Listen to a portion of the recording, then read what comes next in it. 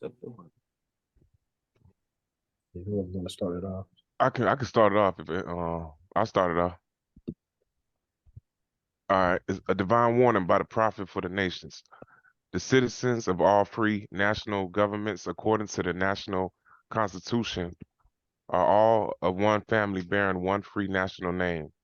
Those who fail to recognize the free national name of their constitutional government are classed as undesirables and are subject to all inferior names and abuses and mistreatments that the citizens care to bestow upon them. And it is a sin for any group of people to violate the national constitutional laws of free national government and cling to the names and the principles that delude to slavery. I, the prophet, was prepared by the great God Allah to warn my people to repent from their sinful ways and go back to the state of mind of their forefathers, divine and national principles, that they will be law abiders and receive their divine right as citizens according to the free national constitution that was prepared for all free national beings. They are to claim their own free national name and religion. There is but one issue for them to be recognized by this government and of the by the- okay by the government and of the earth, and it comes only through the connection of the Moorish Divine National Movement, which is incorporated in the government in this government and recognized by all other nations of the world, and through it they and their children can receive the divine rights unmolested by other citizens, that they can cast a free national ballot at the polls under the free national constitution of the state's government and not under a granted privilege as has been the existing condition for many generations. You who doubt whether I, the prophet, and my principles are right for the redemption of my people, go to those that I know law in the city hall and among the officials in your government and ask them under an intelligent tone, and they will be glad to render you a favorable reply, for they are glad to see me bring you out of darkness into light. Okay. Money doesn't make the man. It is free national standards and power that makes a man a nation. The wealth of all national governments, gold and silver and commerce belongs to the citizens alone, and without your national citizenship by name and principles, you have no true wealth. And I am hereby calling on true citizens that stand for national free government and the enforcement of the Constitution to help me in my great missionary work, because I need all support from all true American citizens of the United States of America. Help me to save my people who have fallen from the constitutional laws of government. I'm depending on your support to get them back to the constitutional fold again, that they will learn to love instead of hate and will live according to love, truth, peace, freedom, and justice, supporting our free national constitution of the United States of America. I love my people, and I desire their unity and mind back to their own national and divine standard, because day by day they have been violating the national and constitutional laws of their government by claiming names and principles that are unconstitutional. If Italians, Greeks, English, Chinese, Japanese, Turks, and Arabians are forced to proclaim their free national name and religion before the constitutional government of the United States of America, it is no more than the right that the law should be enforced upon all other American citizens alike. In all other governments, when a man is born and raised there and asks for his national descent name, and if he fails to give it, he is misused, imprisoned, or exiled. Any group of people that fails to answer up to the constitutional standards of law by name and principles, because to be a citizen of government, you must claim your national decent name, because they place their trust upon issues and names formed by their forefathers. The word Negro deludes in the Latin language to the word nigger, the same as the word colored, deludes to anything that is painted, varnished, and dyed. And every nation must bear a national descent name of their forefathers, because honoring thy fathers and thy mothers, your days will be lengthened upon this earth.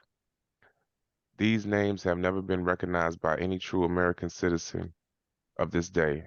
Through your free national name, you are known and recognized by all nations of the earth that are recognized by said national government in which they live. The 14th and 15th Amendments brought the North and the South in unit, placing the Southerners who were at the time without power with the constitutional body of power. And at that time, 1865, the free national constitutional law that was enforced since 1774 declared all men equal and free. And if all men are declared by the free national constitution to be free and equal, since that constitution has never been changed, there's no need for the application of the 14th and 15th Amendments for the salvation of our people. So there isn't but one supreme issue for my people to use to redeem that which was lost, and that is through the above statements.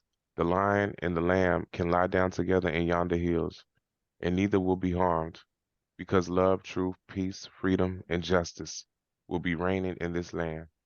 In those days, the United States will be one of the greatest civilized and prosperous governments of the world.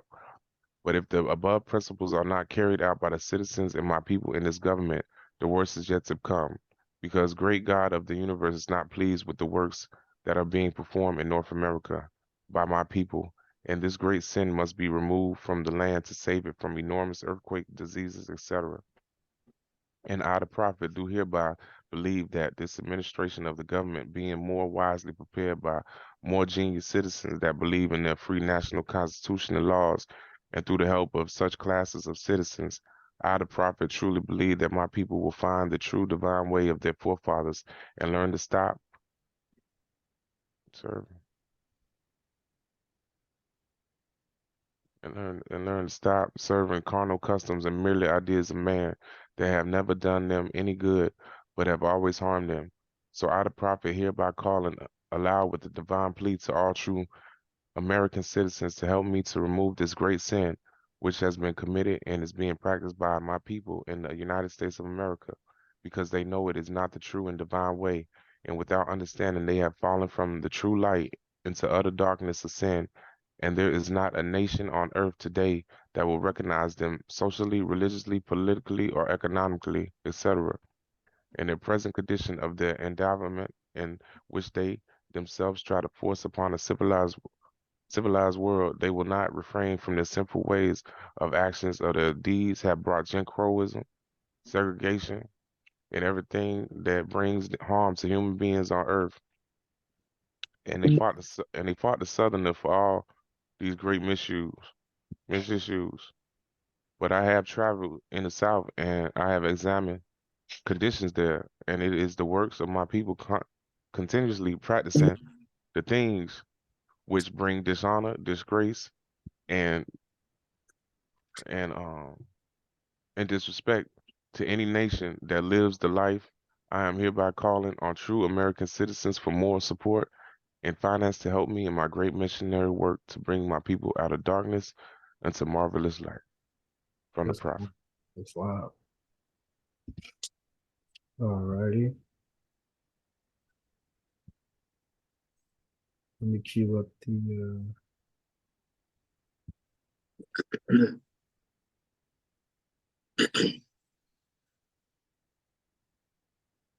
one second.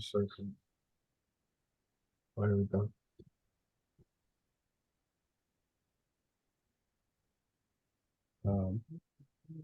Let me know, Benjamin Bad, if I need to blow it up.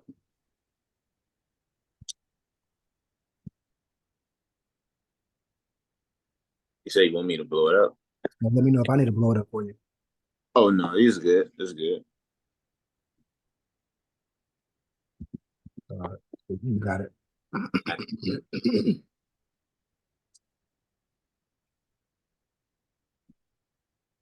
You can start whenever you're ready.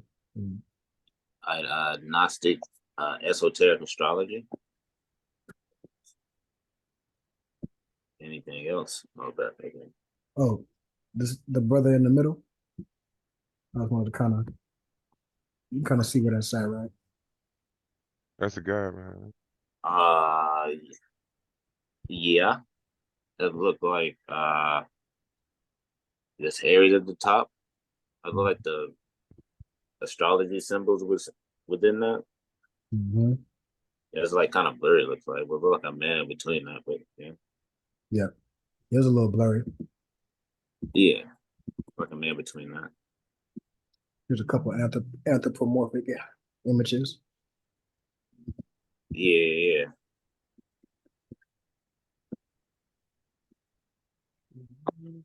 Here we go. We got number 1, Aries. Let's switch up Mars right there to the left. There we go. So, welcome. I am happy to invite you and welcome you to the beginning of our course on Gnostic astrology. To begin, it is always helpful to understand the context of our studies. As you know, we will be discussing the science of gnosis, and as many as you know, this term gnosis is Greek and refers to knowledge. It is the root of many words that we use in common everyday language, such as diagnostics. The term gnosis does not refer to a simple intellectual form of any knowledge or any kind of cultural, traditional, inherited knowledge, but instead refers to a perceptible, experiential form of knowledge, something that is individual, something that is unique. Real gnosis is not theatrical, it is theoretical. It is one's own experience. It is one's own reality. It is the truth. Boom. All right, put it up. We'll go down a little bit. Over here. We all have gnosis to some level, to some degree, because we have some degree of consciousness. And in truth, gnosis is the science of consciousness. To understand what gnosis is, we must recognize what the science of gnosis is to work with one's own consciousness. From another point of view, we can say that there are 2 doctrines that exist in the world: the doctrine of the eye and the doctrine of the heart. The doctrine of the eye, related to the physical eye, is that collection of theories, collection of ideas. It is all the beliefs and traditions of all things, varying interpretations of spiritual knowledge. And as you know, as an investigator of spirituality, the theories are as varied as the humans being themselves, or the human beings themselves. And one theory will contradict another, and it is difficult to find any real truth. But in the doctrine of the heart, we find the experiential knowledge, the doctrine of gnosis, the doctrine that one grasps through one's own effort. This type of doctrine, the doctrine of the heart, is not a cultural. It is not found in a book. It is not found in any school nor any religion. The doctrine of the heart exists within yourself. Within your own heart, residing in the depths of your own heart, is a spiritual flame, a spark, which in Western tradition is called the atom nous. It is called an atom because of its relative size, not because it is a physical atom. The atom nous is a sort of architect, a kind of intelligence that resides in the heart of every humanoid. And it is from the atom within the heart that the doctrine of the heart can be discovered and learned. Remind me of Noble Ali was the closest place to find Allah, like in the heart. Right? Yeah. Just over here. Yeah. For sure. When we approach the study of gnosis, we have to bear in mind that if we limit ourselves to merely a theoretical analysis, we will never grasp it. We will never find it. We will find only a complication and contradiction, because theories also contradict other theories. And in this physical formation that people call gnosis, there are contradictions, but those contradictions are a matter of appearances. They are a matter that has to be comprehended in the consciousness. And the reason behind that is that the heart doctrine, or true gnosis, is individualized as the Christ, because the Christ becomes individualized as the Christos. That divine intelligence becomes individualized, and in that individualization, the good for an aspirant or an initiate at a certain level has to be abandoned by one at a higher level. That remind me of your state will be told you, brought back to you in words that can't be explained or something like that. I'm butchering that, but basically it's like it's gonna happen with the side of you. It's like it's something that can't be explained. You're gonna have to experience it. You know, what is that quote? No, they said it's something that can't be told in words, or something like that. You know, it's something you gotta feel dealing with the heart. Right. Yep. Therefore, the one who limits his study to intellect will perceive two contradictory instructions that apply to two different levels of development, and they will enter into conflict. The synthesis or the answer to that is to discover gnosis inside of oneself for oneself. Gnosis demands exactly what the Buddha taught. And when you say Buddha, you think of Noble Dry Lee because it's like still consciousness. So, you know, Buddha is just like consciousness of like, you know, Allah, just as Noble Dry Lee was a conscious self. Buddha is just another vessel, you know, higher knowledge of self. As the wise tests gold by burning, cutting, and rubbing it, so Hiscus should you accept my words after testing them, and not merely out of respect. You know, man knows not by being told. You know, don't just go off what I say. You know, go see what I said is true and take your knowledge and gain the wisdom off of that. But if anybody sees anything besides that, I'm not saying that's law, but when I read that, that's what I get. You know, it's like, you know, man knows not by being told. That's like another version of that for me. You know what I mean? Right. It's interesting how when we go through this stuff, it shows you how Noble Drew Ali was so well studied. Yeah. You can see how he made it simplistic. These bodies, he made it simple in the Quran, basically. You know what I mean? What we're reading right now. Yeah, and it's the honor of all the prophets as well. You know, the Right. Buddha. So it's the same information but told differently, like a song. Mm-hmm. All right, you have to live these teachings. There's none of that. You have to apply them in your moment to moment existence. Otherwise, they have no purpose. You know, love, truth, peace, freedom, and justice, you know, or whatever your teaching thing you have. We can say that gnosis, this doctrine of the heart, is directed towards the expansion of our self knowledge. To know oneself is to gather gnosis of the truth of life and death of reality. This is not something to be taken lightly. The fact is that death awaits every one of us. None of us know when the moment of our death will arrive. It could be today. It could be in the next matter of hours, or in that comprehension, that recognition is important. Recognition is important because it provides a foundation for us to manage our attention, to manage our will, to not be distracted. Some traditions in the West have this phrase memento mori, remember death. The purpose behind that is to always be mindful of the present moment. And when we are mindful and present and observe ourselves, we are standing in the door of gnosis. That remind me of in the Quran, it was like the pig doesn't think about when it's going to the slaughter. You know, that's thinking about the death. You know what I'm saying? So I was standing on me. That would pop in my head when I read that, you know. I don't know what chapter that is in the Holy Quran, but you know, that's a cold line for sure.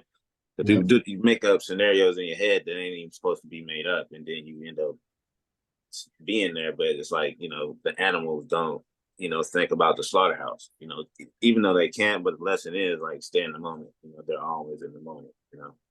Right. Yep. Gnosis as a science and as an art does not exist in the past, nor does it exist in the future. The only way to enter into a gnosis, enter and access gnosis or experiential knowledge is the present moment. And to do that, to acquire that, requires discipline. It requires effort, but most of all, it requires consciousness, to be conscious, to be attentive, to be aware. This refers to one of the foundational teachings in this doctrine of the heart, which says that there are two lines that exist in life. This is the horizontal line that moves from birth through all of the experiences we have in life to death. The line moves steadily in accordance with our karma, in accordance with our karmic values, positive and negative, with which are within us. Most of humanity remains on this line in ignorance and confusion and darkness, and this is because they are in true four levels, roughly speaking, to the raise it up. Oh, that's on me. Oh, there we go. There we go. Wait. Human beings, entire physical body, bottom two floors. Did you go too far? No? Okay. Darkness, because four levels, roughly speaking, to the capacities of human consciousness. Bring you out of darkness into marvelous light. If you can imagine a building that has 4 floors, most human beings, what we call human beings, live the entirety of their time within a physical body on the bottom 2 floors and have no idea about the other 2. The first level, the bottommost level, is what we call common sleep. But in this case, we would say this really refers to the sleep of the physical body. And this state is when we need to rest and lie down. The physical body goes to sleep and the consciousness leaves the physical body, and we begin to dream in our own existence as an individual person. As one humanoid entity, what is our own experience of dreaming? This is a key factor of a great importance in your life because it indicates your own conscious capacities. Most people do not remember their dreams, or if they do, the dreams are very vague or sporadic, and the ones they remember obscure, incoherent, and this is because the consciousness is weak, conditioned, trapped. Once a prophet said, "You want to remember a dream? Like turn around and put your face on the pillow." If anybody be like, "Oh, that's wrong," but no, I wanted to say that's right. So that made me think of that too. So Noah Ali gave you some keys, so you like want to remember a dream as soon as you get up. Turn around and put your face on the pillow. That's crazy. Everything you bringing up when I first scanned through this, it's the same things that popped out to me. That's crazy. Yeah. Real quick, brother Larry Bay and brother Shalom, peace and love. Peace and love, Morris. Peace and love, Morris. Peace and love, Sheik. Peace and Peace and love. love, more. Peace and love. Peace and love. Oh yeah, but the second state of consciousness is what we call the visual state, and this is when our physical body is active, moving around, doing things. So I guess that would be right now. But according to the heart doctrine, according to Gnosis, this is really just another level of sleep, and all great masters.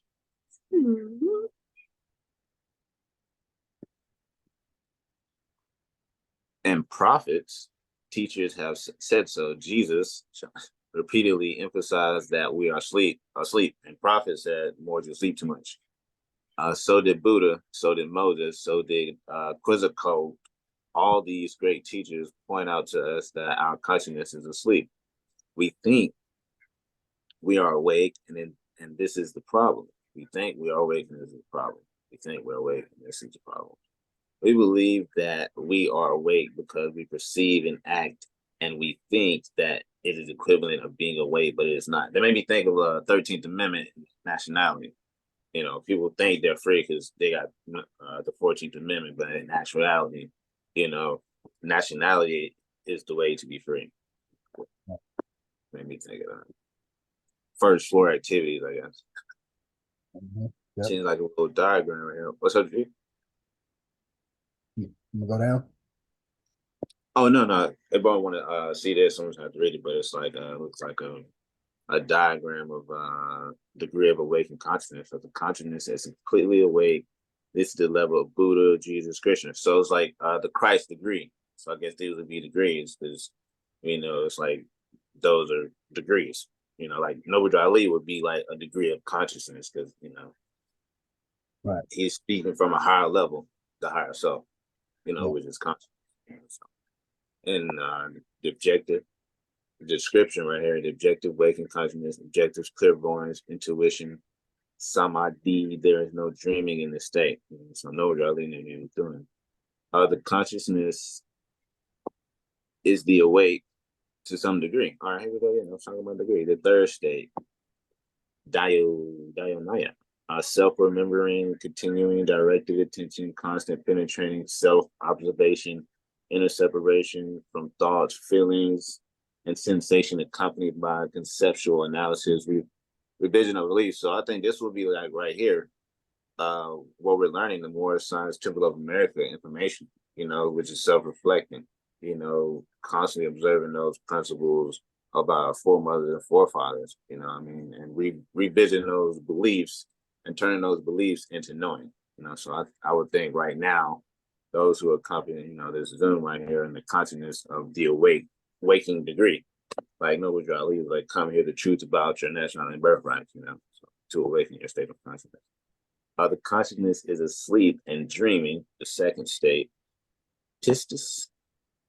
This is so-called the vigil state. Mark believes concepts, ideologies, opinions, prejudices, theories, fantasisms, common humanity, never rises above this state. So that would be 14th Amendment consciousness, in my opinion, right now, in the second state, getting people out of the quote unquote sleep state of not having rights at one point, and then doubling the block with, the 14th Amendment after us losing our nationality in 1774.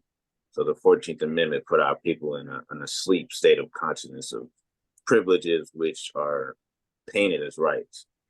So that's what comes to my mind when I read that, as far as consciousness goes. As long as they're following those 14th Amendment principles, they never can arise above that state of slavery, which is another state of consciousness. Right. Consciousness. What's that? That's fine. Oh yeah, appreciate it. The consciousness is deeply asleep and dreaming. So basically the same thing again. But that would be, in my mind, like us physically losing our nationality. You're like, okay, cool, wiped us out. We got defeated, quote unquote.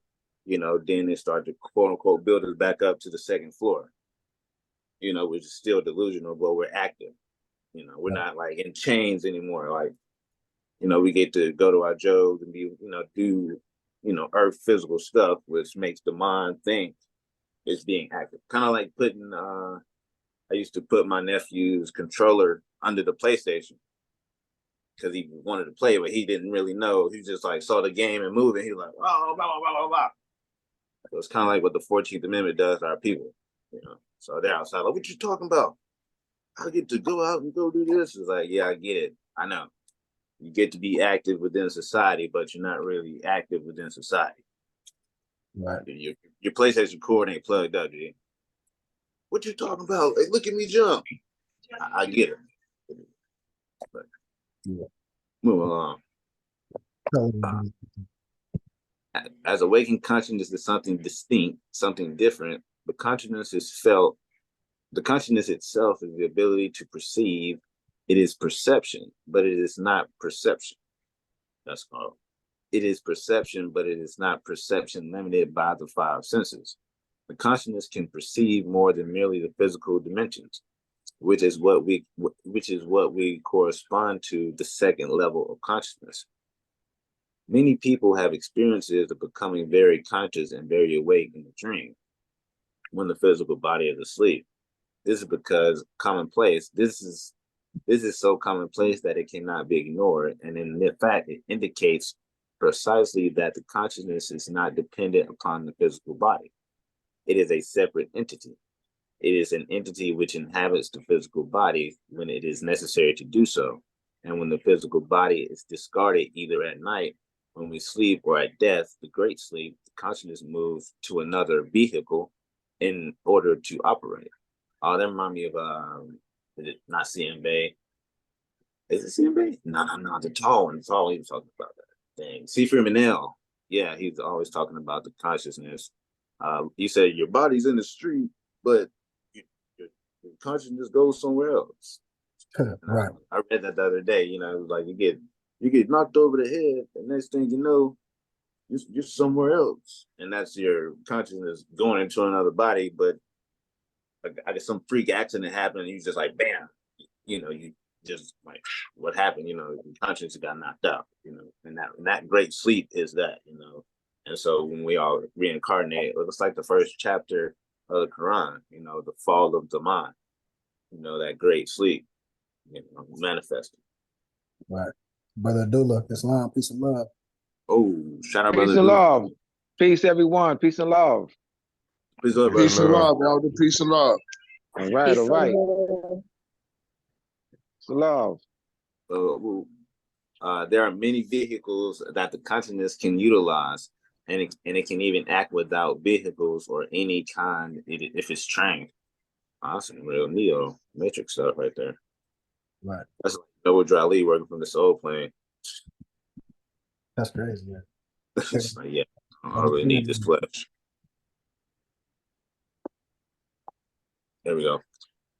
When we are dreaming, the consciousness is inhabiting what we call the astral body, but in fact, it is a protoplasmic lunar body whose very particles belong to nature and whose core is karma. It is in fact the ego. That is why our dreams typically are mere manifestations of desire, which is Venus.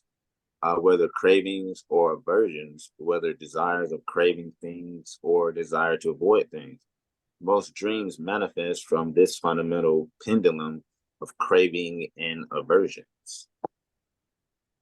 The consciousness can be trained to be awake while the physical body sleeps. Some people call this lucid dreaming or out-of-body experience. Probably like shrooms or something like that, right? In the East, they call it dream yoga, which is one of the 4 yogas that Norapa taught. This science of dream yoga is an integral part of the heart doctrine of Gnosis because it is concerned directly with awakening the consciousness in the first level when the physical body is sleeping. So like, we're trying to lead coming through like, hey, come on down. Truth about your natural birthright. Get out the first floor of consciousness. But we also have to be awakened to consciousness in the second level when the physical body is active.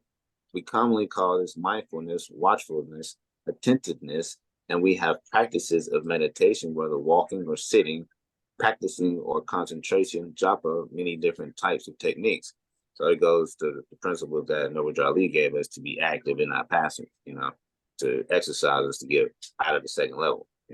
The training has as its purpose the development of the consciousness, the ability of the individual to maintain continuous consciousness. The difficulty is we feel we are already conscious. Why would someone try to get something they already think they have? This is the problem. Why would someone try to get something they already think they have? That's a cold line. In truth, in the same way that the stars are not visible during the day, dreams are still there. We just don't see them. But when we learn how to observe, to start the process, to learn the science to self-observe, to be present from moment to moment, to remain watchful of everything that passes within our own psyche, we can begin to see the shocking truth of the dreaming mind. That this mind that we have continues dreaming all day long, obviously we have daydreaming, which everyone is familiar with, but dreaming is something that is happening all the time below our awareness. We say in Gnosis that our consciousness extends only to a small part of who we really are. And the purpose of that we have is to expand that, to extend that, to become more conscious of ourselves, to know more about why we suffer. Shout out to Jupiter right there. Why do we suffer? You don't have a nationality. Why are there so many problems in that nationality? Why do we make ourselves suffer so much? No nationality. Why do we make ourselves suffer so much? Because of ignorance and Black. Because of cravings, because of aversions. These 3 aspects, these 3 caused by symbolized in the very center of the Havak chakra. If I said that right. The wheel of Samara. You see there a pig, a rooster, and a snake. These 3 symbolize the 3 destructive factors that keep us trapped in this wheel of suffering: ignorance, craving, and aversion. Gnosis is the method, the science to train the consciousness to perceive the causes of suffering which are within, and in that way to begin to conquer them. It's like Jesus sitting in the wilderness for the 40 days. All right. Our consciousness in itself is light. Wherever you find light, you find consciousness. To the great astonishment of modern scientists, they are proving this. If you have done any investigation into quantum mechanics, modern physics, you know what I'm referring to. Scientists are amazed to discover that consciousness is more than what they thought it was.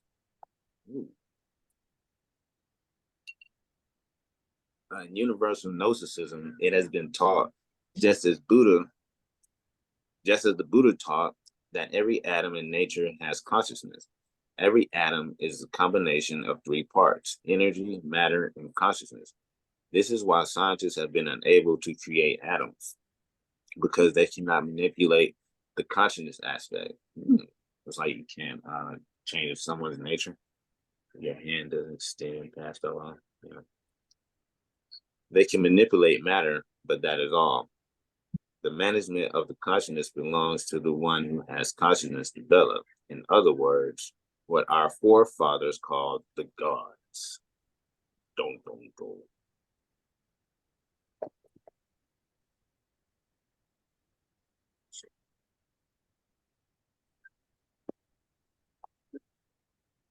The gods were human beings who developed themselves and became perfect, like Jesus, like Buddha.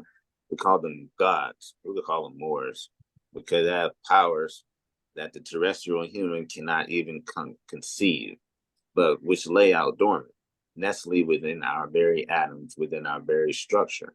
Our spiritual tradition exists in order to indicate and point the way for each person to develop that on their own inside. A conflict that can be told in words. Is that it? Yeah. In other words, we seek light. Bring you to to become a transmitter of light, to emit light, because light is consciousness, perception, reality. This is not a theory. This is not an idea. This is not palpable. This is something you have to taste. You have to experience. You have to create the cause which produce the effects. Believing in it will not help you. Believing in it will not help you. Rejecting it will not help you. It will tear you up. One has to experiment to work. Be active, not passive. There we go. To awaken the consciousness is to acculate light, to begin to see new things. The new doorway to see that it's the third state of consciousness. The third state is what we call self-remembering. But the self is the real self, the being, the one who is our own spirit, our own Satyr, our own God, our own divine mother, the divinity that rests within us and that has given us existence, but whom we have forgotten. Go back to that mind, foremothers and forefathers. The third state of consciousness is a state of active expansion perception. From moment to moment, if your consciousness is passive, you are asleep. To be active means to be under the active guidance and attentive will. That is, like right now, we had to actually get up and come here. We're active right now, and out of Sunday school come the guiders of the nation. If I'm butchering that, give me some assistance. But, we come here to learn light, to shine out into the world for those who that want it, which is being attentive, our attentive will. We're willing to do that. You are consciously choosing what you perceive and how to perceive it. Whatever what we perceive outside, people are saying black this, black that. Our mind is on a higher level, third state of thinking. This does not require thought. It does not require belief. Like, who you are. The prophet brought us that. This is who you are. This is who you're not. It has nothing to do with theory. It is an activity, an action, which has to be provoked, produced by will from moment to moment. And this is why spiritual aspirants learned concentration practices, how to follow a mantra, how to visualize, how to imagine. These are training exercises. They are preliminary exercises which develop the capacity to remain in the third state of consciousness.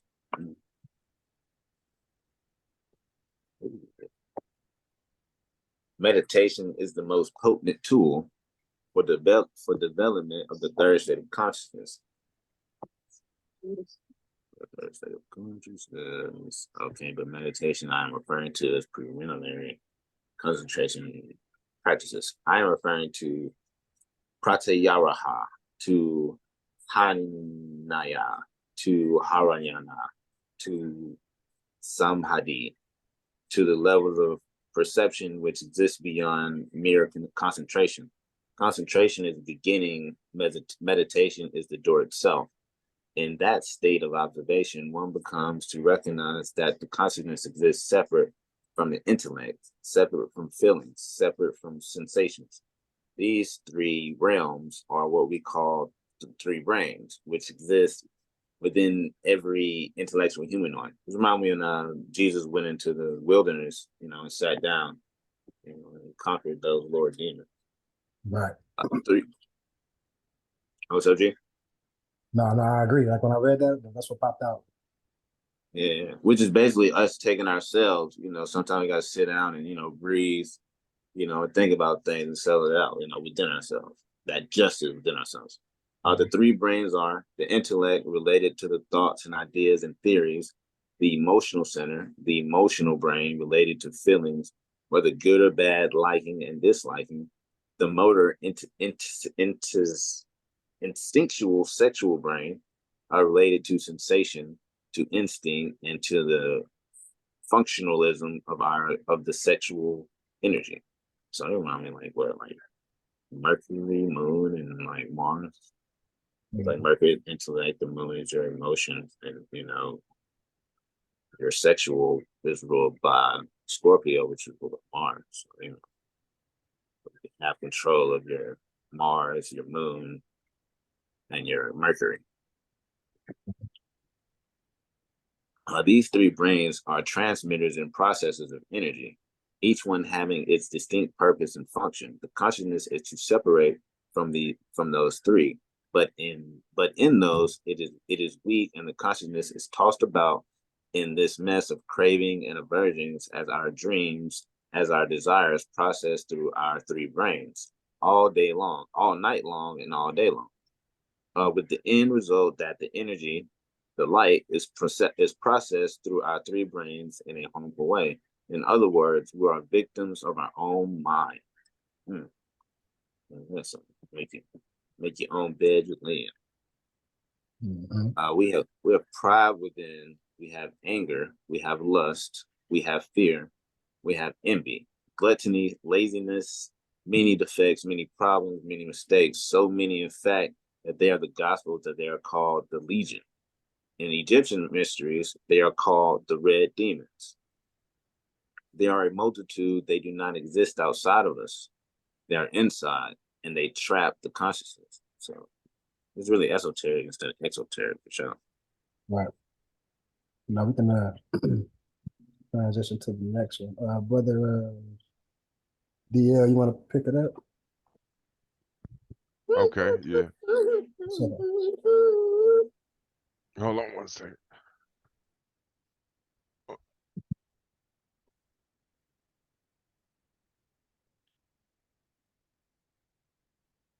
Okay, I'm looking for we left off at. is it still on that? Is it on Moorish Paradigm or is it on something else? Yeah, here it is. The Journal of the Moorish Paradigm, Book 3, Science.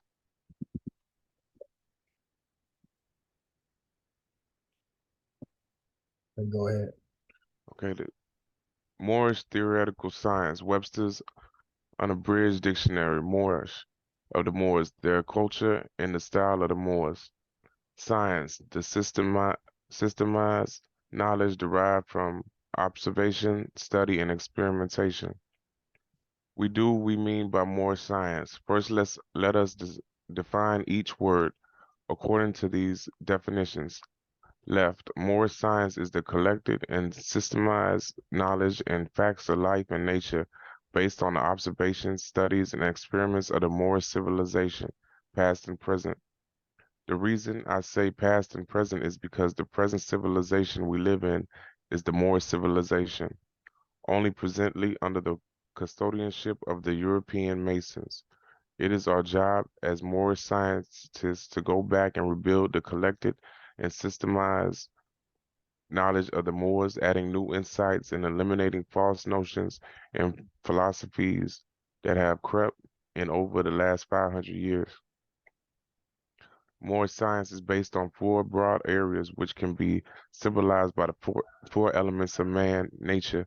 These four elements are earth, air, water, and fire. Fire is spiritual science. The spirit is that which motivates man and nature to do all which they do. The spirit exists and motivates man and nature to do action from an incorporeal realm beyond the realm of the so-called physical world of space and time. The spirit is the basis of everything in the physical world. It is the cause of causes. It is the hand that fits perfectly into the glove of nature. Thus, the study of the spirit is the study of the basis of man, God, life, and motion. It corresponds to fire because fire can build or destroy life. It is the great catalyst and transformer of creation. Earth, natural sciences, the systemized study of nature and the physical world. This includes zoology, botany, chemistry, physics, chaos, geology, ecology, etc. Natural science corresponds to the element of earth because this science with the physical world, its properties and interrelationships. Air, mathematics, the group of science including arithmetic, algebra, geometry, calculus, etc. deals with quantities, magnitudes, forms, and their interrelationships, attributes, etc. through the use of Arabic numerals and symbols. The science of mathematics corresponds to the element of air because it deals with the mind, intellect, and abstract thought and highly refined quality. Water, social science, the study of people and how people live together as families, tribes, communities, nations, etc. Essentially the science of man and society. This includes the science now known as sociology, anthropology, psychology, political science, economics, etc. The social sciences corresponds to the element of water. Man and his interrelationships within society should flow smoothly like water. In the same way, water always seeks its own level and tends to fill every niche. So people, the social interaction of other people intends to fill every social economic niche in society. Thus, by the study of these four areas of more science and the integration of this ongoing study in one's life, one will address the four elemental needs of man symbolized by the four essential elements of earth, air, water, and fire. Many disciplines and ways of life today only address one of the other of the four elements, but very few in any address all four of themselves and must be combined with other disciplines in order to be complete. Moorish science seeks to be a complete way of life addressing all four elements of man and life in this universe. As mentioned in the previous issue, our Moorish ancestors considered man to be an exact replica or the model of God. And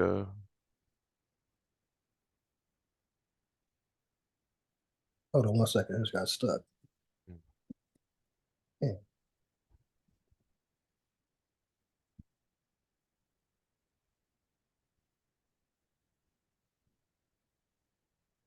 Hold on 1 second. Sorry, okay.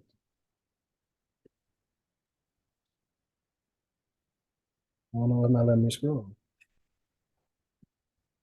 we'll let you go up. Mm-mm. Mm. Let me unshare and share again.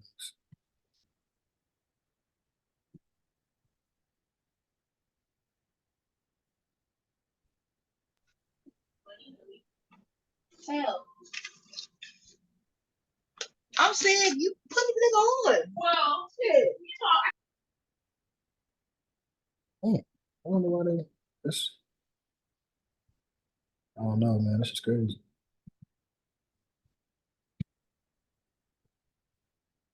It was just getting good. It's getting good, man. It's crazy.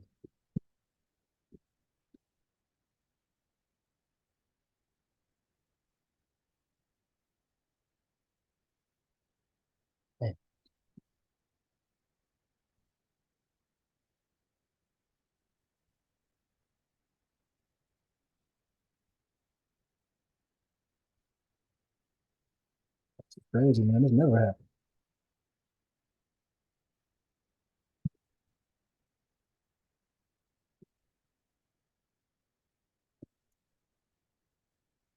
Any suggestions? You can't reload it or refresh it. Well, refresh. Let me try that.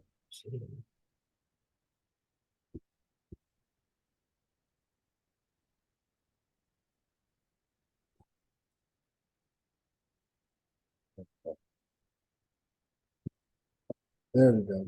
Great mind, man. Appreciate you, man. That's all I can say. Blessings, blessings. Here we go. Where you left off at? Right at the top, where it'll come up a little. Right, I think it's right there. Yeah. Okay. Universe only smaller scale. Man was considered to be the microcosm, small scale copy of the macrocosm. God, the universe. This is recorded in religion as man being made in the images and likeness of God. Since the greater or macrocosm usually affects the lesser of microcosm to a greater degree, we look to the greater to see what is in store for the lesser. This is an important part of Moorish cosmology or the Moorish paradigm. Cosmology is a combination of cosmos, meaning world or universe, and logic, meaning logic or science. Webster's unabridged dictionary defines cosmos and cosmology as cosmos, a combining form meaning world, universe, cosmology, theory or philosophy of the nature and principles of the universe. Moorish science or Moorish cosmology is based on the zodiac wheel, which is the key, which is its key. It is the greatest invention and gift given by the Moors to the human family of the planet Earth. 360-degree circle of the zodiac wheel is the universal stage on which the whole drama of man, God, and the universe is played out. It is ingenious in its simplicity and incredible in the far reach of its applications. I refer to the science as Moorish cosmology, Moorish science, or the science of the zodiac, as opposed to astrology, due to commercialization and negative connotations that have become attached to the word astrology. In reality, astrology means astrologic.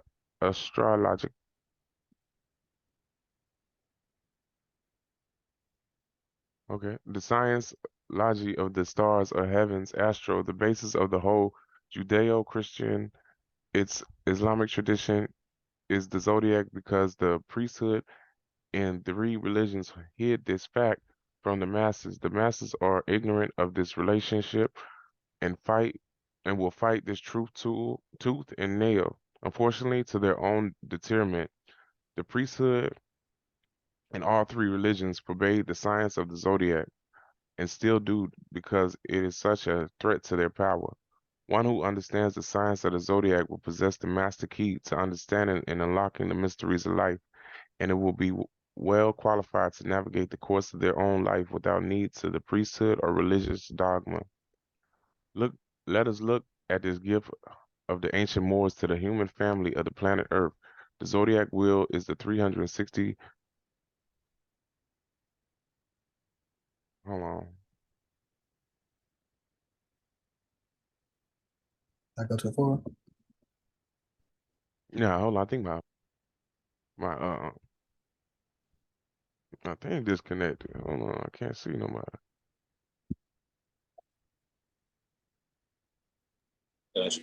It's like the 360-degree circle divided into 12 equal parts of 30 degrees. Each 360-degree, 12 equals 30 degrees.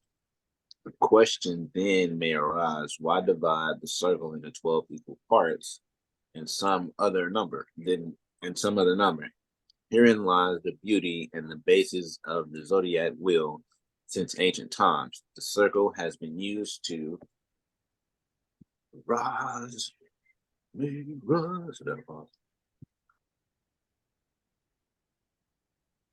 symbolize the all, the supreme oneness, the undifferentiated universe, also called the circle of life. I like in the Lion King. The word zo or zoo in the word zodiac means animal or life forms. Thus, our Moorish ancestor realized that to understand the circle is to understand life. In order to analyze the circle of life, you must break it down and understand all its parts and their interrelationship. That's heavy right there. Yeah. So when you get zoo, the concept of zoo, dealing with the animals, the cosmology, that's fire. That the Bible, you know, and it was in Noah, got all the animals on the boat, was like 12 animals and all that. Yeah, the boat was the actual zodiac, you know. Noah would be the sun, maybe not anybody. Oh, and The first, well, one second, Empress Indigo, Brother Times, Islam, peace and love. the brother wanted to like come back. And may I know if you would like to enroll to the automatic refill? I think that's everybody that came in. Oh, you got it. All right. The first and most simple breakdown of the universe and life. Oh, Ricky.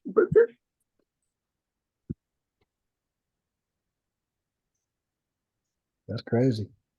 Yeah, somebody heading somewhere. Yeah, you right here, right? Yeah, right there. In life, the circle is into equal parts but opposite parts, male and female, positive and negative, yin and yang, etc. The number 2 is the number of duality and polarity. In religion, was developed into God and the devil. Oh, that's cold. And good, evil, and good and evil portrayed as conflicting instead of complementing one another. In the science of the zodiac, these two parts of the circle of the whole or circle is referred to as positive and negative, or the higher self and lower self.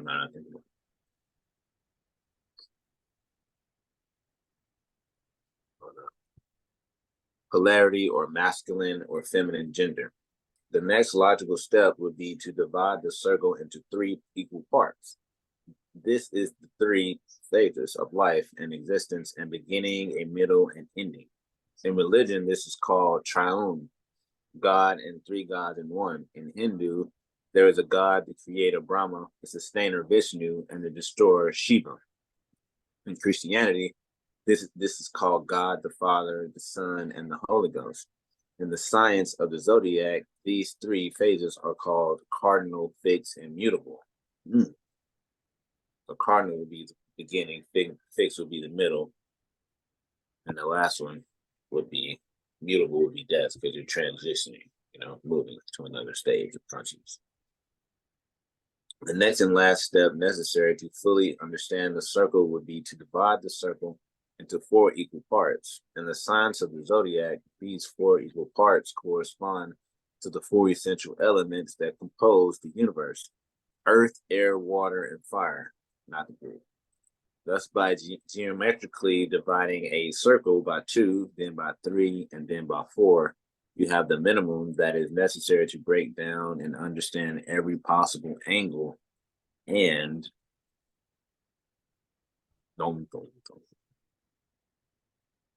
raise it up, man. I don't know. Whoa. Let's slow it down a little bit. A little bit more, please. We'll go right there. All right. Break down and understand every possible angle and measurement of the circle. when you divide by 2, you get polarity or gender. When you divide by 3, you get the 3 phases of life. When you divide a circle by 4, you get the 4 essential elements of life in the universe. That's pretty tight. Mathematically, there are only 12 possible combinations of polarity, phase, and element. This is the reason why the zodiac wheel is broken down into 12 parts. By doing such, the brother want to come back and read. I don't want to take over. Yeah, I got it. I had to fix my screen. Where you at, mathematically? Okay. Mathematically. Right there. Mathematically, there are only 12 possible combinations of polarity, phase, and element. This is the reason why the zodiac wheel is broken down into 12 equal parts. By doing such, you cover all the possible combinations forming the basis of life. Below is a chart showing the 12 combinations of life, polarity, phase, and element, and the logic of the 12 signs of the zodiac. So we got that. What's that? Aries, Taurus, Gemini, Cancer, Leo, Virgo, Libra, Scorpio, Sagittarius, Capricorn, Aquarius, Pisces, which is cardinal, fire, fixed earth, mutable air, cardinal water, fixed fire, mutable earth, cardinal air, fixed water, mutable fire, fixed cardinal earth, fixed air, mutable water. In this chart, you have the sign, and next to it, you have the symbol for the sign. Then you have the polarity phase element. This compromises the zodiac wheel. This is the greatest gift of the ancient Moors, Chaldeans, to humanity. Try to memorize every aspect of this chart since it is based on logic, astrologic. This should be easy.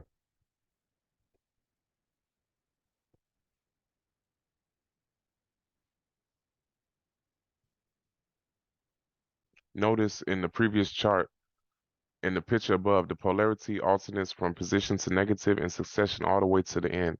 Positive, negative, and so on. There are 6 positive or masculine signs and 6 negative or feminine signs. Positive or masculine polarity or gender is energy or matter spiraling outward or an outrushing vortex like a sun. Negative or feminine polarity or gender is energy or matter spiraling inward or inward rushing vortex like a black hole. There are deeper aspects of this which we will explore in later issues. Also notice that the phase go cardinal, fixed, mutable, then again cardinal, fixed, mutable, and so on.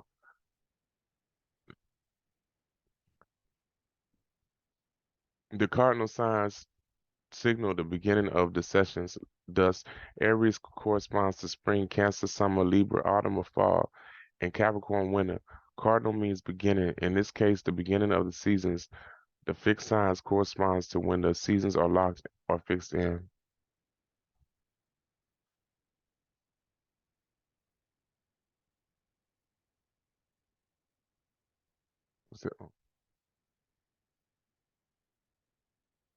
Okay. The fixed signs of Taurus, Leo, Scorpio, and Aquarius are the 4 beasts of the Bible, who were said to have the likeness of man. Aquarius a bull, Taurus a lion, Leo an eagle, Scorpio the scorpion, which also symbolized by the serpent as well as an.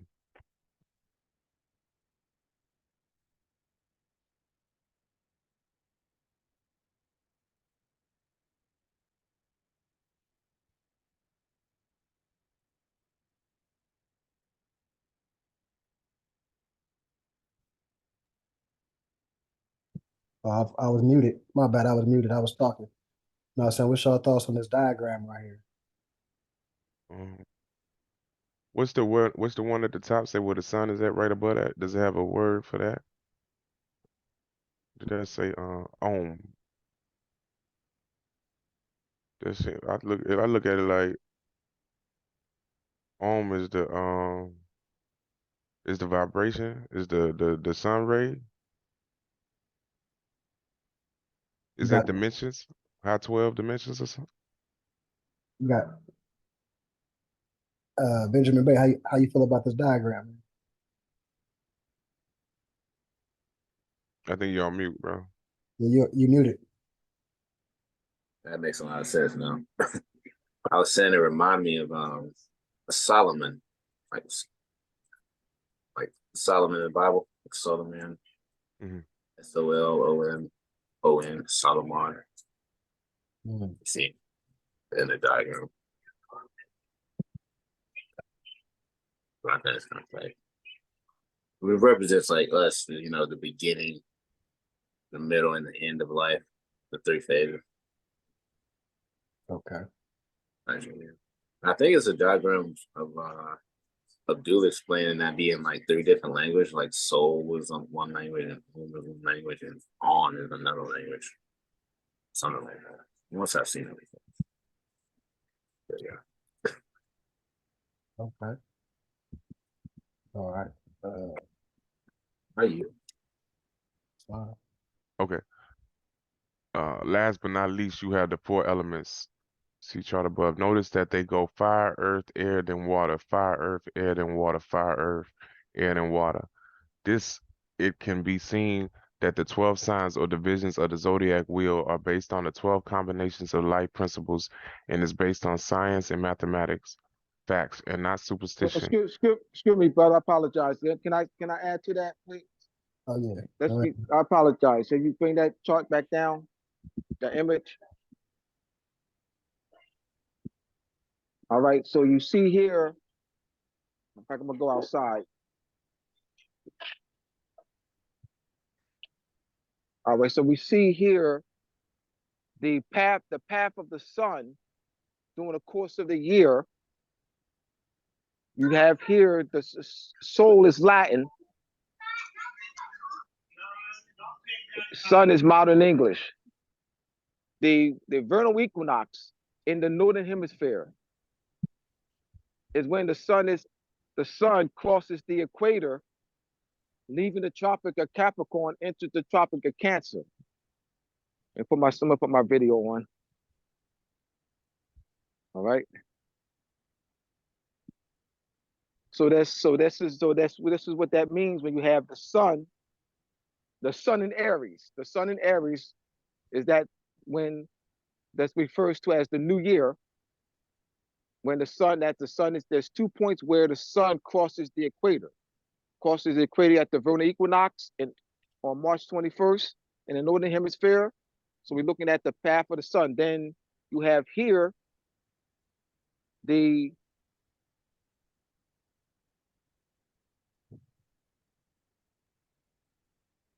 you have that goes from so you have here Leo,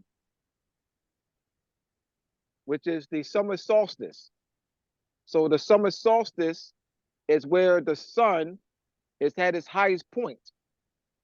There's 2 points where the sun crosses the 2 points where the sun's at its extreme points.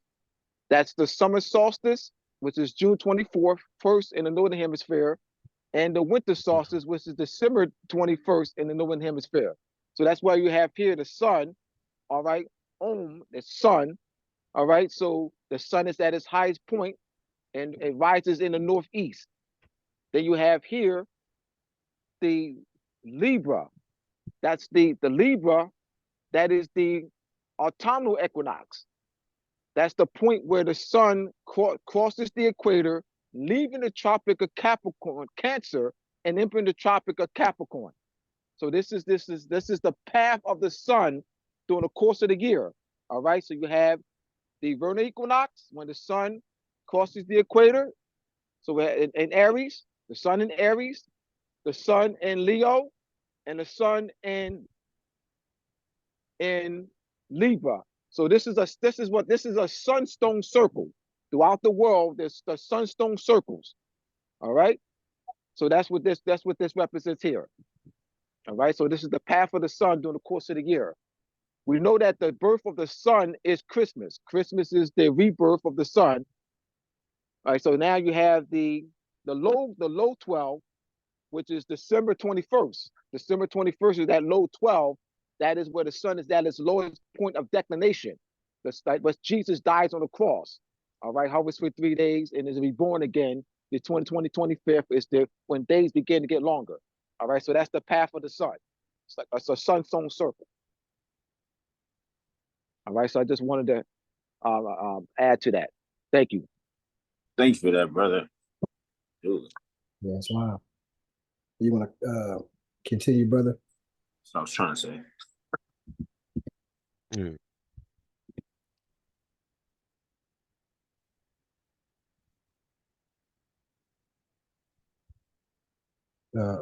Brother DL, you want to continue? Yeah, I think I was below that. I was at the a little down more because yeah, right here. Yeah, 306. Thus it can be seen. Okay, I start the fixed signs of Taurus, Leo, Scorpio, and Aquarius are the four beasts of the Bible, who were said to have the likeness of man.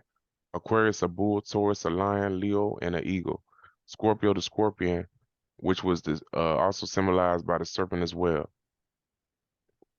And last but not least, you have the four elements. See the chart above. Notice that they go fire, earth, air, then fire, earth, air, then fire, earth, air, then water. It can be seen that the 12 signs or divisions of the zodiac wheel are based on the 12 combinations of life principles and is based on science and mathematics facts and not superstition or emotional religious mystery. 360 degrees, 30 degrees. Polarity, the three phase of life, the four elements are facts, realities, and not mere belief or opinions. The basis of religious mystery, thus the wise Moors.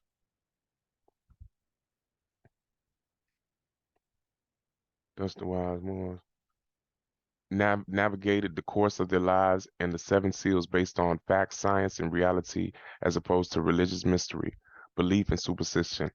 I can prove to you that everything in the universe has polarity or 360 degrees, 12 equals 30 degrees, beyond the shadow of a doubt. But you cannot prove to me beyond the shadow of doubt that Moses wrote the first 5 books of the Bible. Thus, the Moors in this day and time must once again navigate our lives and our nation utilizing natural science, mathematics, social science, and spirituality as opposed to religious mystery, superstition, and ignorance.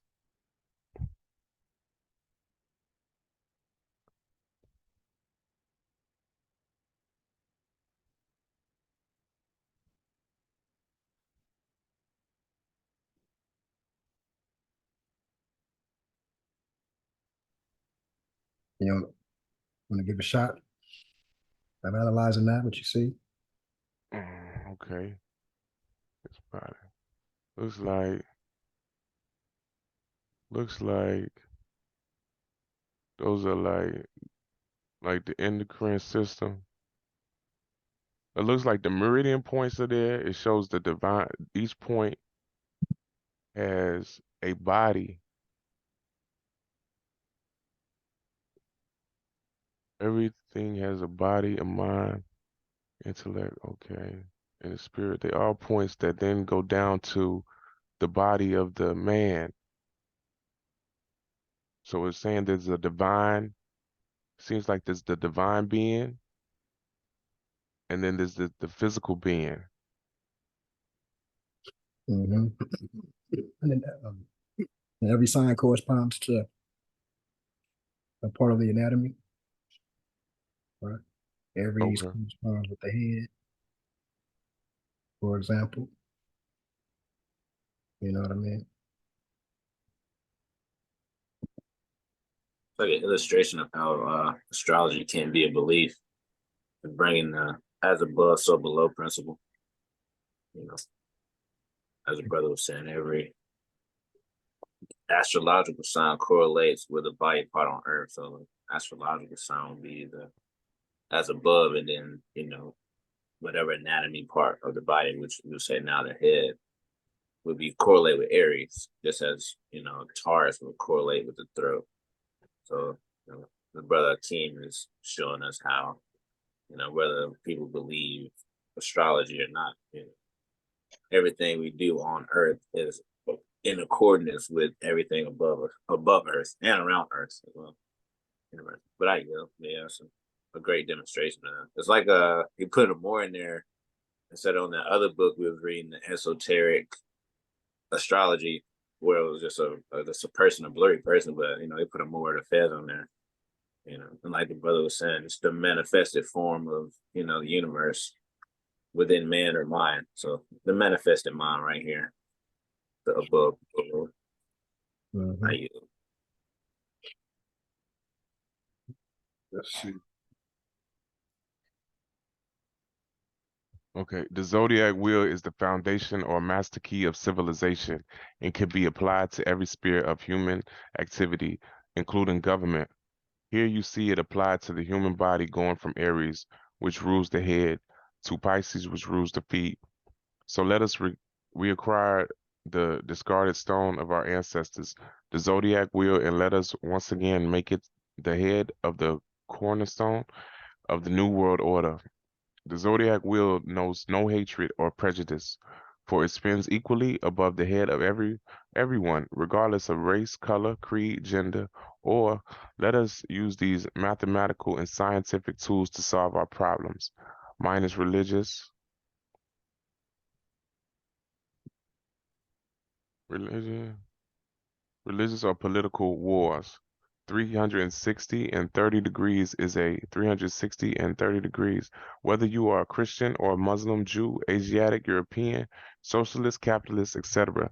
In the later issues of the Journal of the Moorish Paradigm, we will look at the deeper into the zodiac and how it could be applied to various aspects of life, such as government.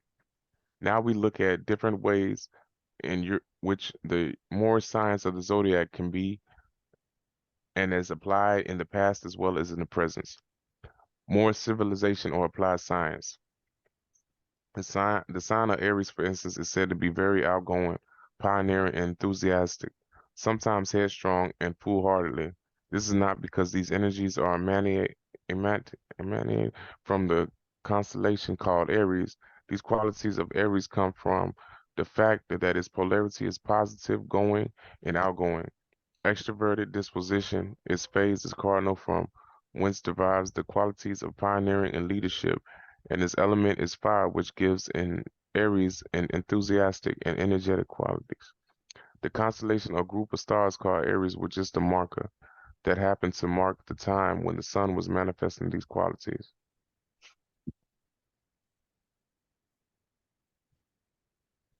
Aries the ram, cardinal fire, active Mars, head, face, brain, upper teeth, ram's horn, first house Libra. I am activity, pioneering, executive, competitive, impulsive, eager, courageous, independent, dynamic, lives in the present, quick, domineering, quick-tempered, violent, intolerant, hasty, arrogant, me first, prosaic, lacks follow-through.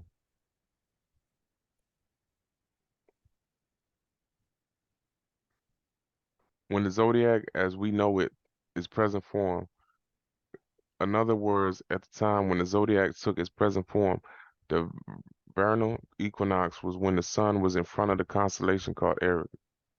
Equinox means that there was an equal number of daylight and night hours.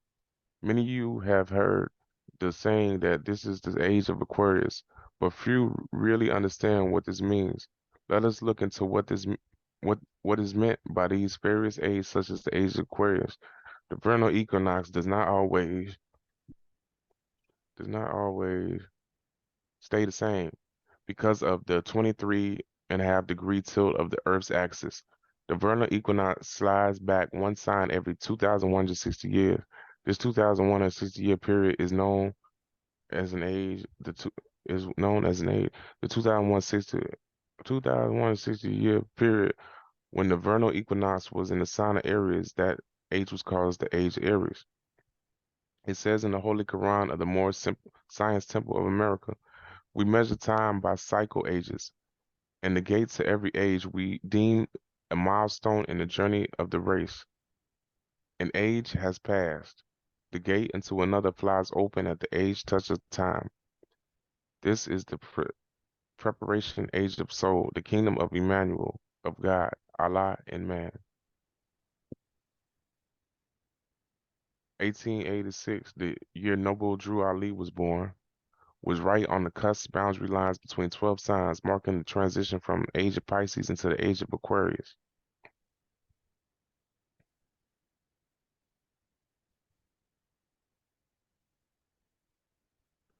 The age of Aquarius began approximately 1886. The 2001 and 60-year period before that, began in 273 BC, was the age of Pisces. 2001 and 60 years before the age of Aries began, whose time was between 2433 BC and 273 BC. The age of Taurus between 4593 BC and 2433 BC.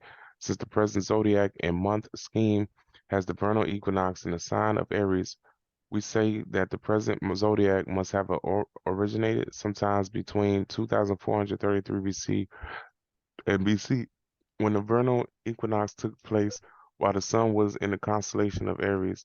During the age of Aries, the cataclysms of 1500 BC took place.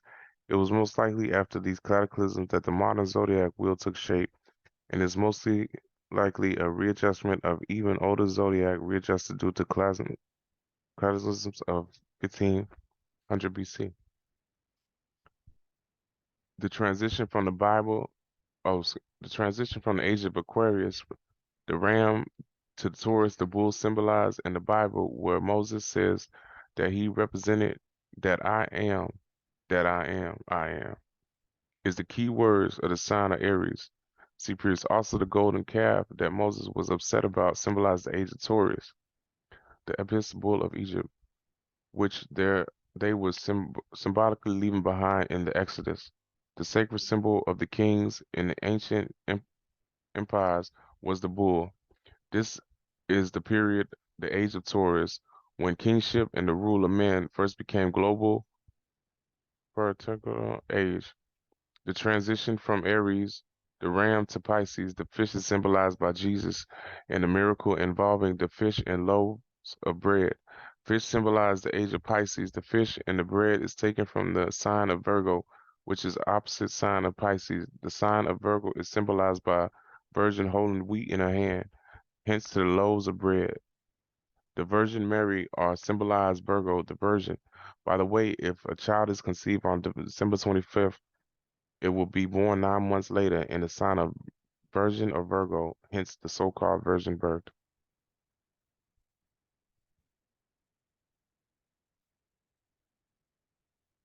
Come on. Now the Virgin Mary. So now we get the concept of that, right? With the Virgin Mary, you know, pretty straightforward, right?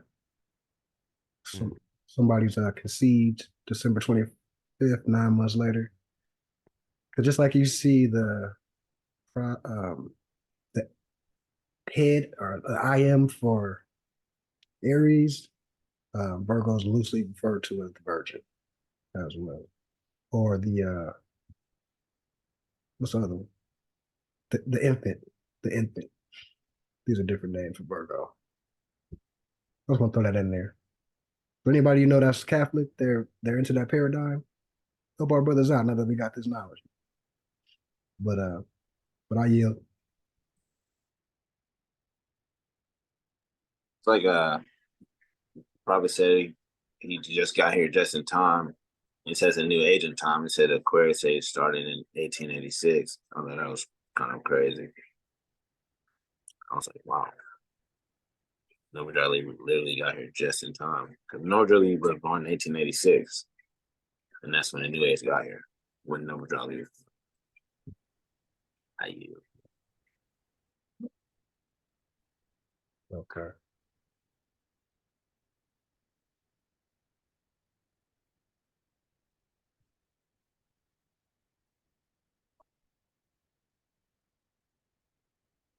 Still read that.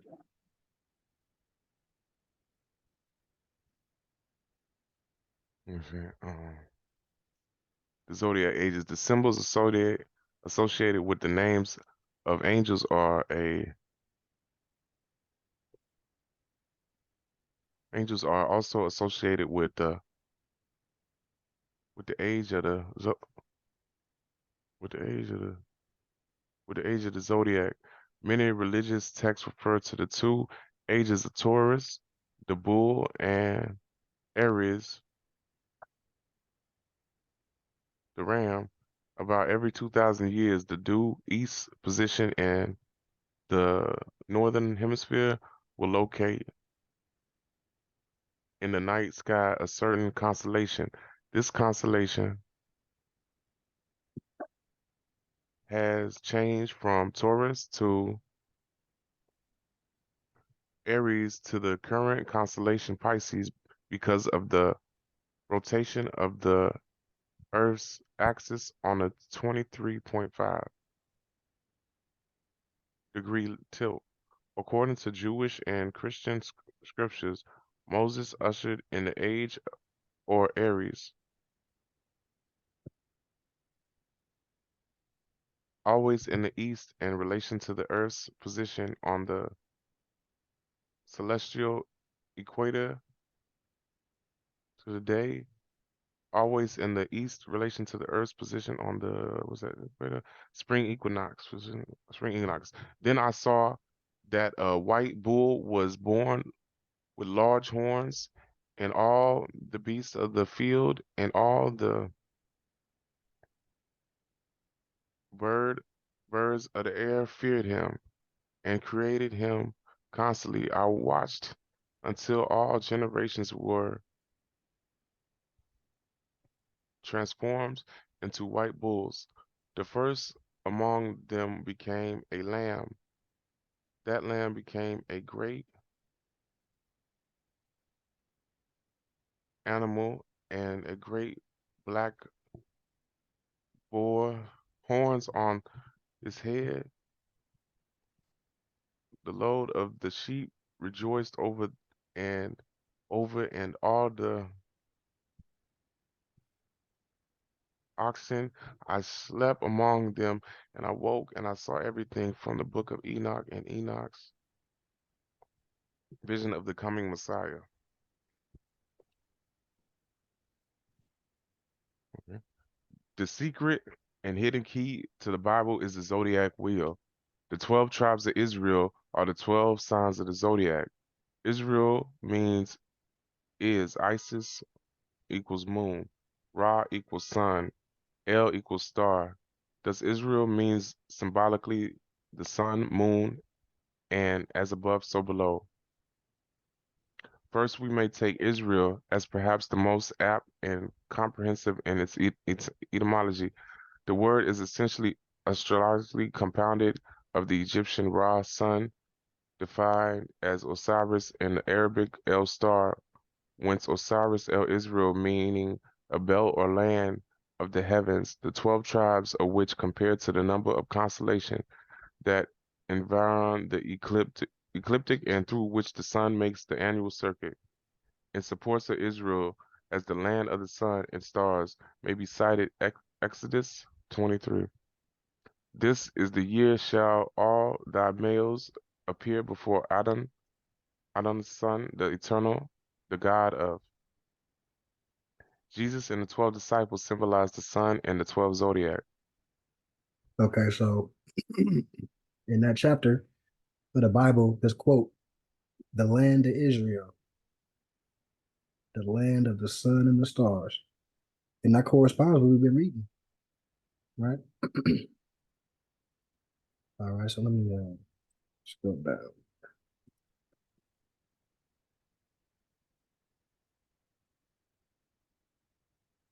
Okay, Jesus and the 12 disciples symbolize the sun and the 12 zodiac signs.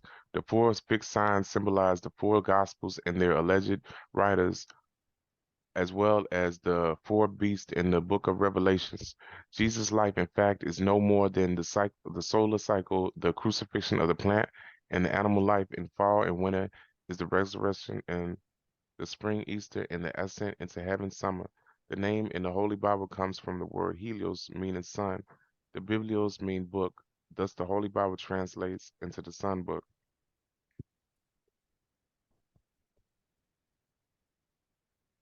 Okay.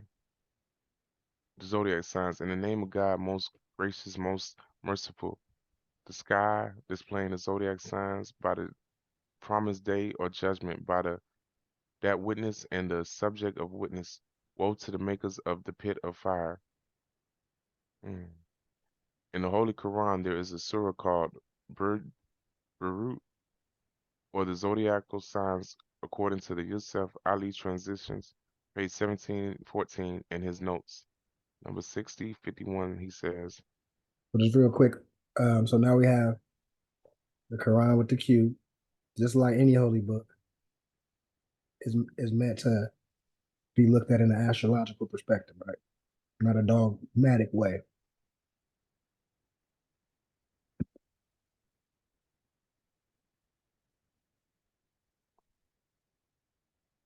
here is an appeal to the three mystic symbols, one of which is the glorious sky, which the broad belt of the constellations marking the 12 signs of the zodiac. In the Holy Quran of the Moorish Science Temple of America, on page 5, it says, man will regain lost estate, his heritage, but must do it in a conflict that cannot be told in words. Yea, he must suffer trials and temptations manifold, but let him know that the cherubim and the Sephirim that rule the stations of the sun and the spirit of the mighty Allah who rule the solar stars are protectors and his guide, and they will lead to victory.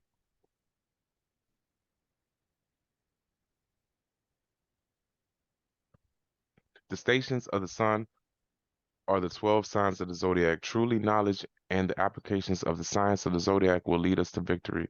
It is called the Great Seal by Paul Foster Case. He says, the conceptions behind the pattern of government adopted in 1776 are explained in the lectures, dramatized in the rituals, and summarized in the symbols of Freemasonry.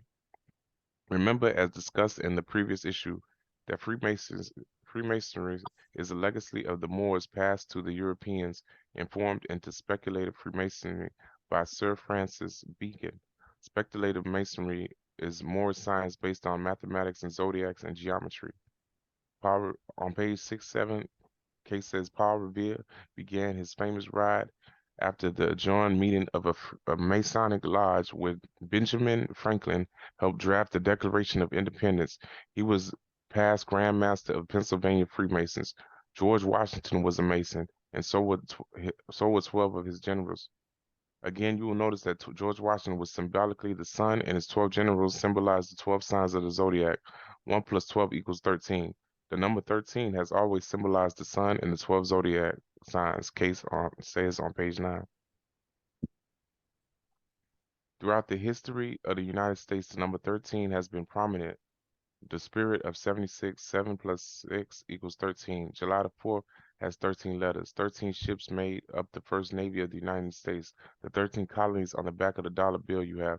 13 red stripes in the shield, 13 arrows, 13 stars, the crest, 13 berries, 13 leaves, and the eagle's right claw, etc. The horoscope of the Declaration of Independence set up for the hour at which the document was signed on July 4th, 1776, shows the sun in 13 degrees of the sign of Cancer and makes the ascendant 13 degrees in the sign of Scorpio, which sign is represented by the number 13 in ancient Rosicrucian and Masonic tarot keys. Nothing happens here in America by coincidence. Everything is secretly based on more science and referred to as a Freemasonry. Also, if you look very closely at the web in the background of the dollar bill, you will notice that the web is actually the zodiac wheel divided into the 12 houses of the zodiac. The zodiac is the key to the federal government. Right here is the Gematria letter code of Kabbalah. On the page 11 of the Great Seal goes on to say, based on the fact that in Hebrew and Greek, every word is a number, in method of biblical interpretation called gematria, a term derived probably from the Greek gematria, which comes the English noun geometry. Rabbinical commentators on the Old Testament used geometry long before the Christian era. Their precedent was followed by the Kabbalists and Rosicrucians, who did so much influence Freemasonry. Geometry is a number letter code used by the Kabbalists. Notice the zodiac and planetary corresponds in the code. Remember earlier we remarked that the priesthood of the Judeo-Christian Islamic tradition hid to the science of the zodiac and gave them masters religious mystery in its place. They themselves were versed in the science of the zodiac and communicated with one another in code. Kabbalah is the secret esoteric side of Judaism. Just like Christianity has its Gnostic and Masons, and Islam is Sufi and Ismaili orders.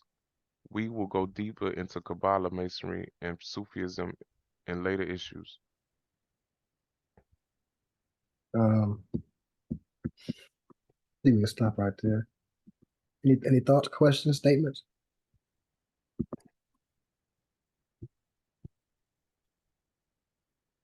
Insightful? Let me see. All right. So this is where we left off last week. We were dealing with abandoned properties and stuff like that, how to find them. Does somebody want to pick this up?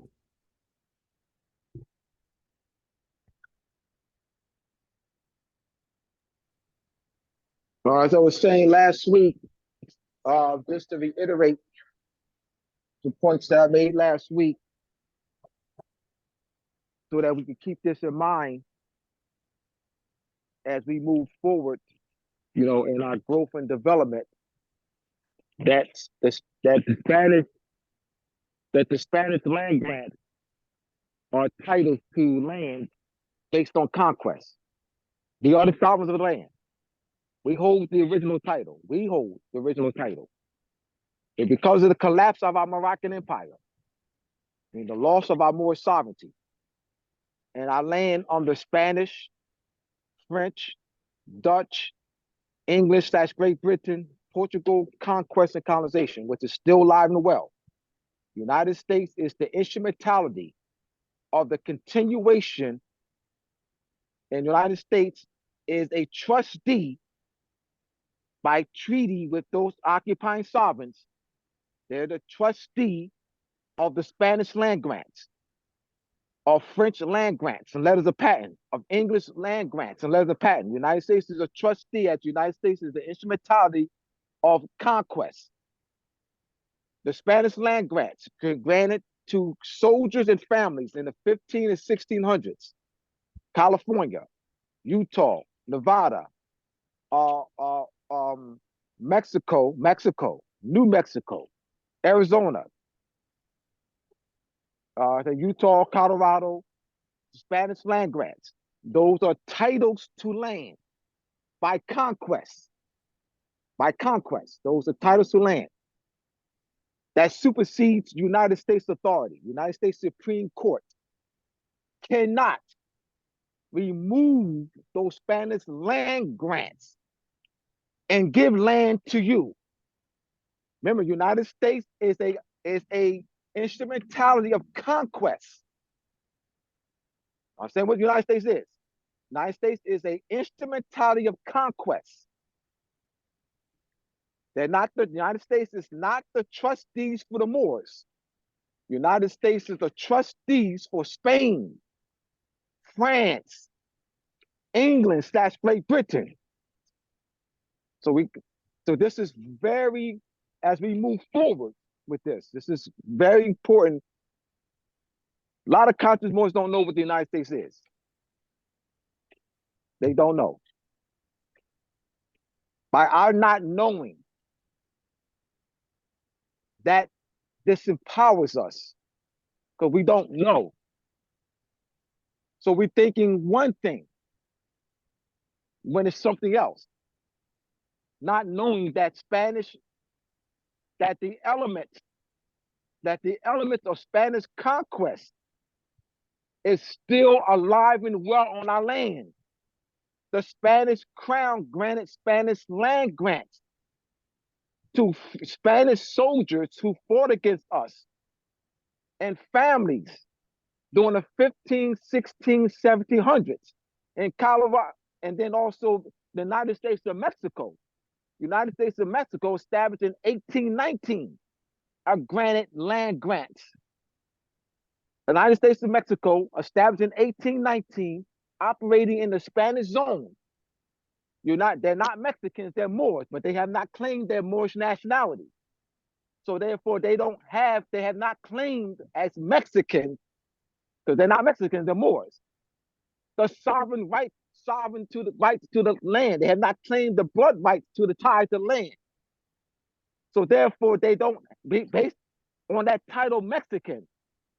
They created a political jurisdiction, United States of Mexico, in 1819, and granted land grants, and therefore, so you have Mexican land grants, and Spanish land grants in Colorado, Utah, and Nevada, Mexico, New Mexico.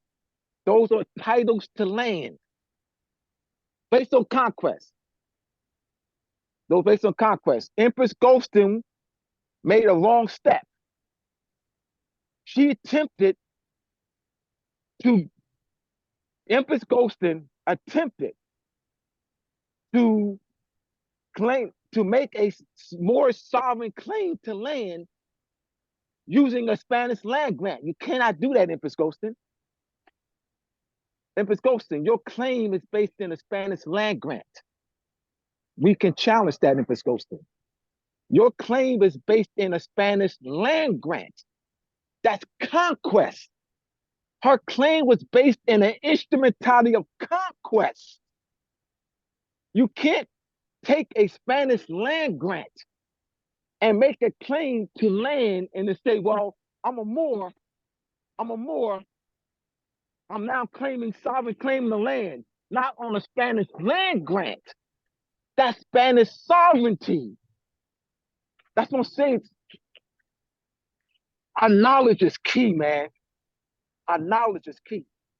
So I just wanted to reiterate those points so that we can strengthen our knowledge, because these elements will come up. They're going to come up. So when they come up, I want us to be able to deal with it. They're going to come up. They're going to come up because they're there. And I want you to, and I sent you stuff, I put stuff in the chat last week so that I don't want us to be caught blindsided. You know what I mean? Riding down the street. Hey, man, I didn't see them. They just hit me in the side. I didn't see them down. Man, wow, I got sideswiped. They got, right. That's all. I'm just, so I yield. Peace. No, Islam. And the brother is right. And just for the record, this is just a strategy to, because with this strategy, you're still paying property taxes. So this is not like an allodial claim. This is still de facto, but it's an opportunity to just pay annual property taxes and not a mortgage. So once we start, having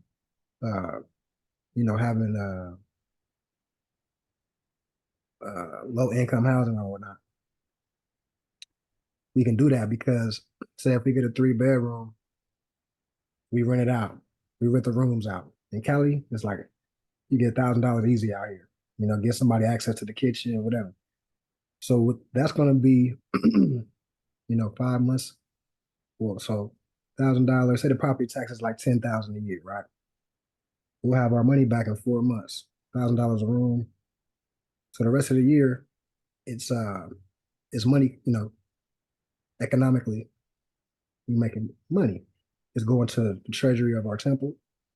Because ideally, this is a strategy where you could after a couple. California is 5 years. We can do a quiet title action, and it'll be under our possession, etc. Right. So that's where I'm coming from with it as well. Just a strategy to get housing, land. It's the same principle for land. You'll find stuff at the county clerk's office, but it's been abandoned. They ain't paid the property taxes in 5 years. We can catch it up to speed, and we'll have it. Now we got rental properties, etc. So this is more like an economic strategy. But I yield. Anybody who wanted to continue? Radio.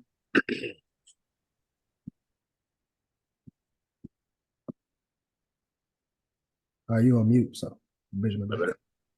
10 ways to find abandoned property.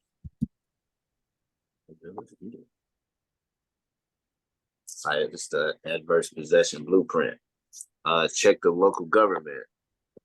Contracting your local government, such as the county clerk's office or code enforcement department, can be a great way to find abandoned properties in your area. They may have a list of properties that have been abandoned or have been deemed as nuisance by the community. Additionally, some municipalities have programs in place to encourage the redevelopment of the abandoned properties, which give an opportunity to purchase a property at a lower price. Probably what Mike Epps like probably doing his purchase in his neighborhood back. I'm not already seen that, but it's pretty tough to see.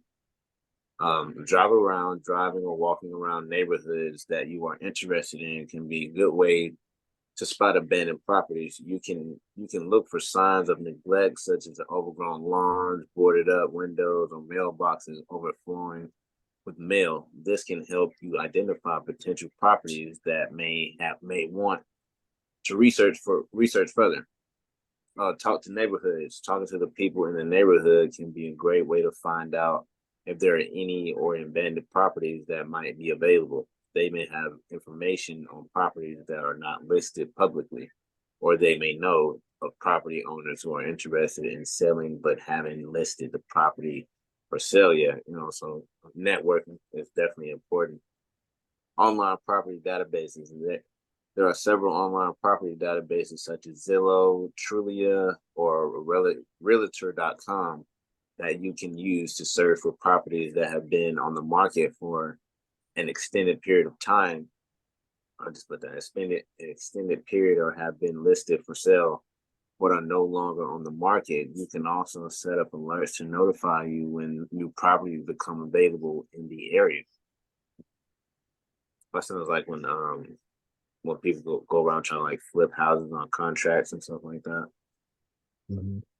It's like real estate auctions. Attending a local real estate auction can be a good way to find abandoned properties that are being sold by the government or banks. These properties are often sold at a discount, but you need to be prepared to bid against other buyers and have financing in place to complete the purchase.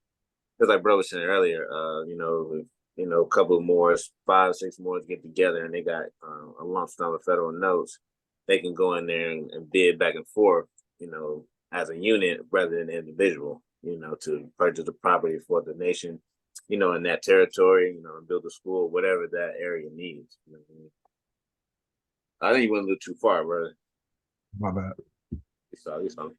Let me make another comment too about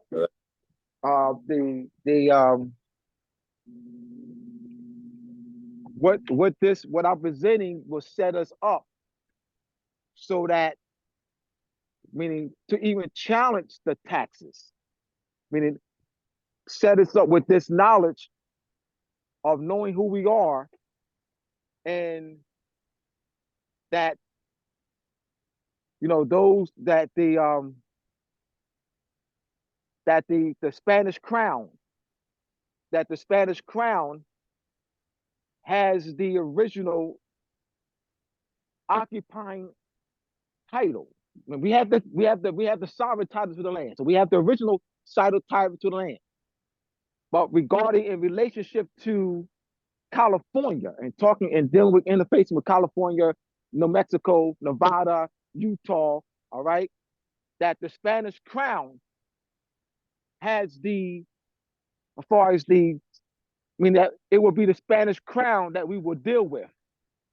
We would deal with the Spanish crown and dealing with the restoration of land rights. We're not there yet. I'm not yet. So I'm saying, but that don't mean we can't be there a year from now or 2 years from now. But if we don't have the knowledge, you know what I mean? Because these things that can be addressed. So, meaning that California state is not the entity that we will be dealing with, or nor the United States. So that's what I'm saying. So Empress Ghosted made a misstep because she went to Spanish land grant, but she making a claim to the sovereign of the land. She making blood right claims to more blood right claims. United States is the wrong venue. United States courts are the wrong venue. International Court of Justice is the proper venue. Where Piscosian should have brought in the Spain, brought Spain to the International Court of Justice, because that's a Spanish land grant. She went to the United States courts. United States Supreme Court cannot impair that contract. United States Supreme Court does not have the power to remove the Spanish land grant. She didn't know that. That's what I'm saying. This knowledge I'm presenting is relevant now, because with this, we can grow with this knowledge, because this is what we're going to have to eventually deal with. We have to eventually deal with this, and which we can do. But, I'm saying that doesn't mean keep doing what you're doing. I'm not saying that. What I'm doing is providing additional information for down the road. I'm not talking 10 years. I'm not talking 5 years. I may be talking a year. I may be talking 2 years. I'm not even talking long in the future. Because the way y'all moving, the way y'all brothers, the strongest brothers and sisters that y'all are, and the outreach this outreach is going to continue to grow. So that's why I'm not talking 5 years down, 3 years down the road. I want to be very clear, because I think it's like, man, he's talking for something that's so far, down the road, 100 years. You know what I mean? I'm not. It don't have to be that. Because as we strengthen our knowledge, it's more so us strengthening our knowledge on this matters. That's all that is. I yield. It's live. All right, want to continue? Number 7. In some states, tax lien sales can be a way to acquire abandoned properties. Investors can purchase tax liens on properties that have unpaid taxes, and if the taxes remain unpaid, the investors can claim ownership of that property. This can be a complicated process, so it's important to research the laws in your state and consult with a tax professional. Don't worry about nothing. States don't make statutes. Most states make statutes. About advertisements, local newspapers and online classifieds can be a source of information on abandoned properties that are for sale. Property owners may list their properties for sale on these platforms, or may see advertisements for properties being sold at real estate auctions. I like them huge big billboards when you're traveling down the road. And all that. Contract real estate agents. Real estate agents who specialize in distressed properties can be a good source for finding abandoned homes that are not bank owned. They may have access to off-market listings or know homeowners who are invested in selling but haven't listed their property for sale publicly. Kind of like buying a conveyance for somebody that ain't on a car lot, Number 10, hire a property locator. You can hire a property locator who specializes in finding distressed properties, including abandoned homes that are not bank owned. These professionals often have access to databases and resources that are not available to the general public, and they can help you identify potential properties and negotiate with property owners on your behalf. A step-by-step guide on how adverse possessions a property/home. Step 1, find an abandoned home. And above, we read 10 ways you can possibly find that. Use the 10 ways mentioned earlier to find an abandoned home that you potentially adverse possess. 2, investigate the property. Check the property records, determine the owner of the property. Check if there are any liens or back taxes owed on the property. Research the history of the property to determine if it has been abandoned for a long time. like the Carfax for houses. Step 3, enter the property and make improvements. Enter the property and start making necessary repairs and improvements. Keep a record of all the work you have done and the money you have spent on the property. I'm assuming you can use that to get your chili back. Step 4, occupying the property. Move into the property and start living there. Make sure that you use the property as if you owned it and that you are occupying it continuously. Step 5, giving notice to the owner. After occupying the property for a certain period, usually 7 years in most states, you may be able to file for adverse possession.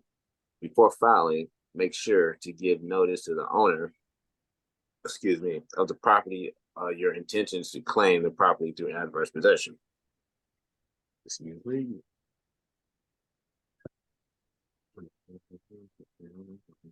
Number 6, file for adverse possession. File a claim for adverse possession in the local court.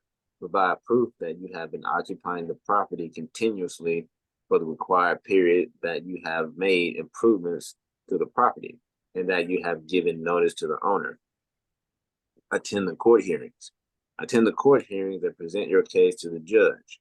If the judge or magistrate rules in your favor, you will be granted legal ownership of the property. Maintain ownership. Once you have gained legal ownership, make sure to keep property maintained and pay any necessary taxes and fees associated with owning the property. It is important to note that the laws regarding adverse possession vary by state, and it can be a complex and time-consuming process. It's always recommended to seek legal advice before attempting to adverse possess a property. Ooh.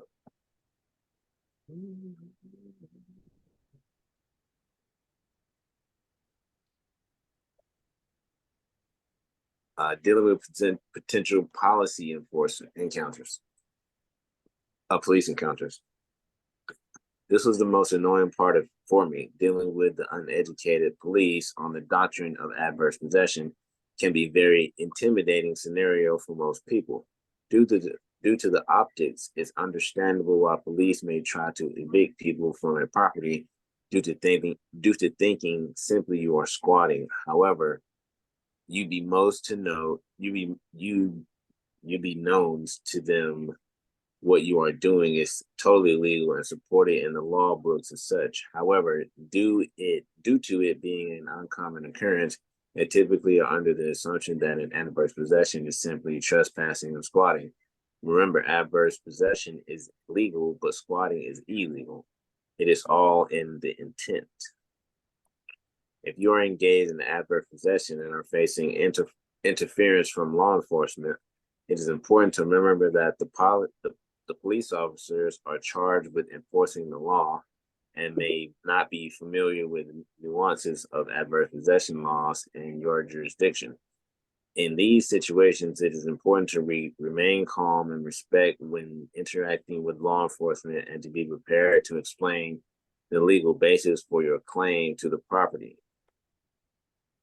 One way to protect yourself is to document your claim to the property, including evidence of your open and continuous possessions, any improvements or investments you have made to the property, in any correspondence or legal filings related to your claim.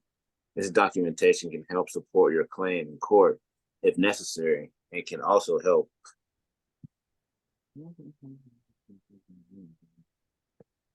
demonstrate to the law enforcement that you have a legitimate claim to the property. It is also important to be aware of the legal requirements for adverse possession in your jurisdiction and to ensure that you are meeting all the necessary criteria. Adverse possession is a complex legal concept, and it is important to work with an attorney who is familiar with the laws in your jurisdiction and can help guide you through the process.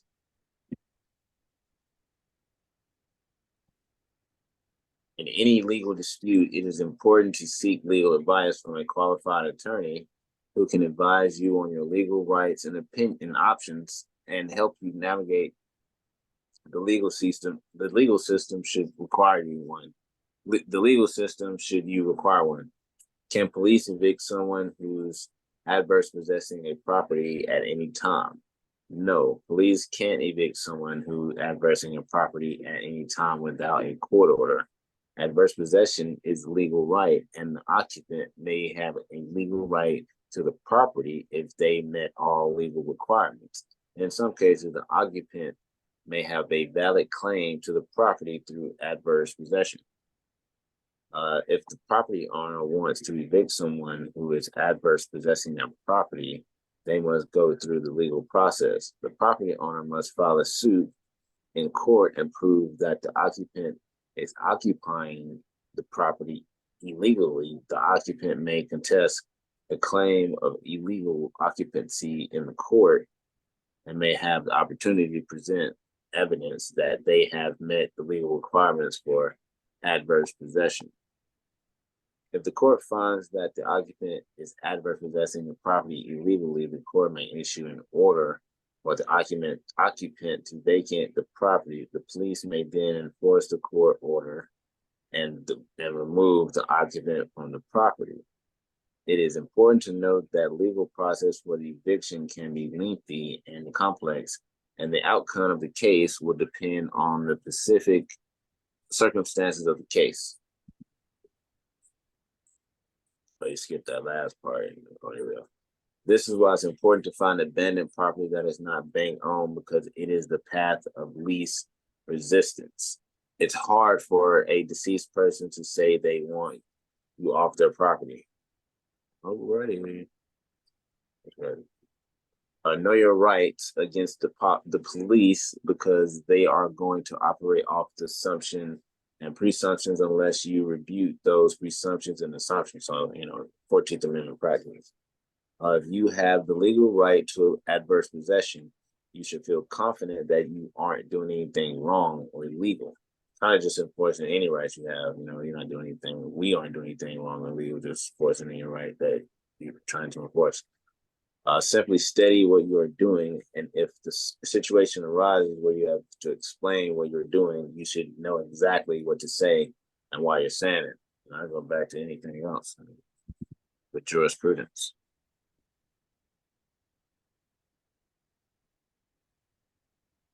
Making your adverse possession claim. Before I did any of this, remember I studied 4 years. Through trial and error, I can release this book with 100% certainty and good conscience that knowing this process is legit. But I have to keep reiterating the importance of studying first. One thing that can't be overlooked is giving notice to the owner. And now I'm going to detail the different routes I took in order to accomplish this requirement. Recall earlier how I said it's hard for a deceased person to say they want you off their property. Well, it's pretty easy to notify a deceased person on your notice to adverse possession of property. I know that sounds messed up and unethical, but we're still playing by the rule book. This isn't a legal loophole either. I hate that term. This is legal strategy and legal right.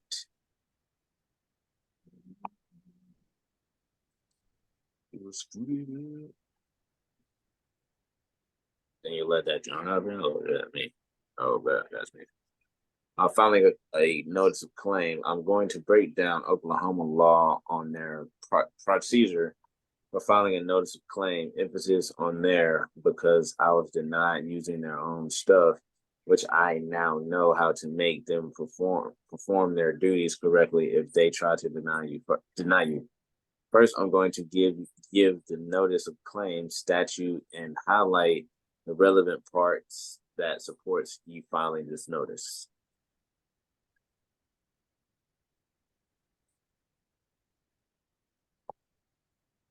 All right, you got 2022 Oklahoma statutes, Title 16, conveyances, 1663, notice of claim. Universal Citation 16 Oklahoma Statute 63 2020. The notice of claim required to be filed in Section 2 hereof shall contain a accurate and full description of all land affected by such notice, which description shall be set forth in particular terms and not by general inclusions, but if said claims is founded upon a recorded instrument, then the description in such notice may be the same as that contained in such recorded instrument. The notice shall set forth clearly the basis for and extent of nature of the claimant's alleged interest, and be signed, acknowledged, and filed for the record in the county clerk's office of the county or counties where the land described therein is situated. The county clerk of each county shall accept all such notice presented to him which describe land located in the county which he served, and shall enter record and index the same way what deeds are recorded. And each county clerk shall be entitled to change the same fees for the recording thereof as are charged for recording deeds. In indicating such notices in his office, each county clerk shall enter such notices in the index of deeds, and in such numerical index of deeds, the names of the claimants appearing in such notices are to be entered, and grantees in such indexes. So this brother was in Oklahoma, but they have stuff like this in every state. So your notice of adverse possession gets recorded just like a deed. So somebody can look up public records and see that the claim was filed, and that's in harmony with their stuff. You know what I mean? Any thoughts? No. Comments? All right, so let's close out with the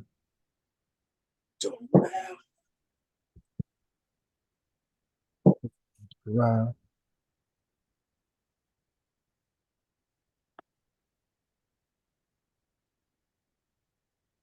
Whoever's gonna volunteer to read. What up? I can read it. Okay, Egypt, the capital empire, the dominion of Africa. The inhabitants of Africa are the descendants of the ancient Canaanites from the land of Canaan. Old man Cush and his family are the first inhabitants of Africa who came from the land of Canaan. His father Ham and his family were second. Then came the word Ethiopia, which means the demarcation line of dominion of Amexa. The first true and divine name of Africa, the dividing of the land between the Father and the Son. The dominion of Cush, northeast and southeast Africa, and northwest and southwest was his father dominion of Africa. In later years, many of their brethren from Asia and the Holy Lands joined them. The Moabites from the land of Moab, who received permission from the pharaohs of Egypt to settle and inhabit northwest Africa, they were the founders and are the true possessors of the present Moroccan Empire, with their Canaanite, Hittite, and Amorite brethren who sojourned from the land of Canaan, seeking new homes.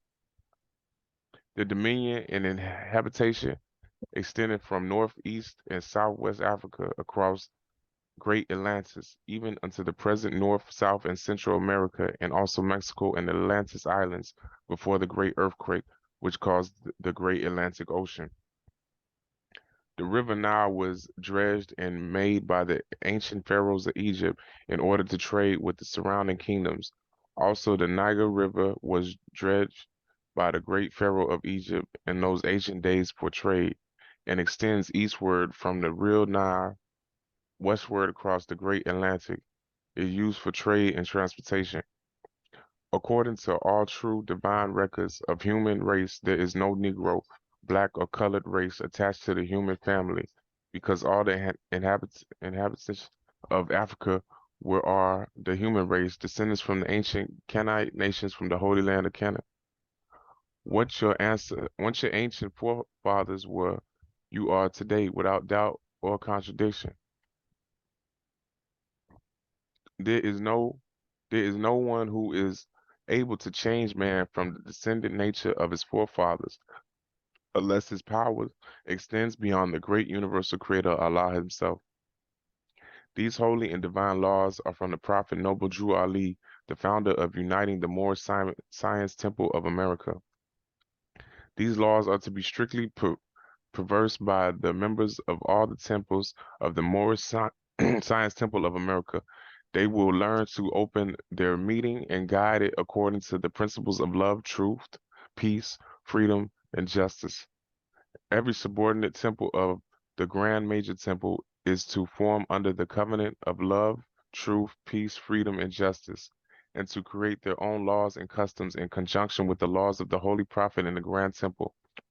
1. The Prophet Noble Drew Ali was sent by the great God Allah to warn all Asiatics of America to repent from their sinful ways before the great and awful day that is sure to come. The time has come when every nation must worship under its own vine and fig tree, and every tongue must confess his own. Through sin and disobedience, every nation has suffered slavery due to the fact that they honored not the creed and principles of their forefathers. That is why the nationality of the Moors was taken away from them in 1774, and the word Negro, black and colored, was given to the Asiatics of America who were the Moorish descent because they honored not the principles of their mother and father and strayed after the gods of Europe of whom they knew nothing. The end of time and fulfilling of the prophecy. That's it.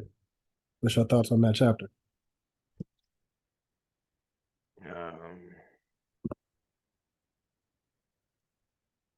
Basically, I think it's about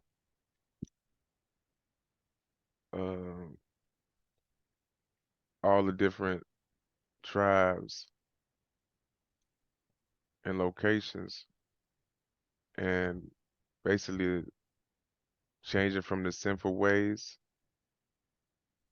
and to know that you are descendants of your forefathers and to follow the correct path. Mm-hmm. And then too,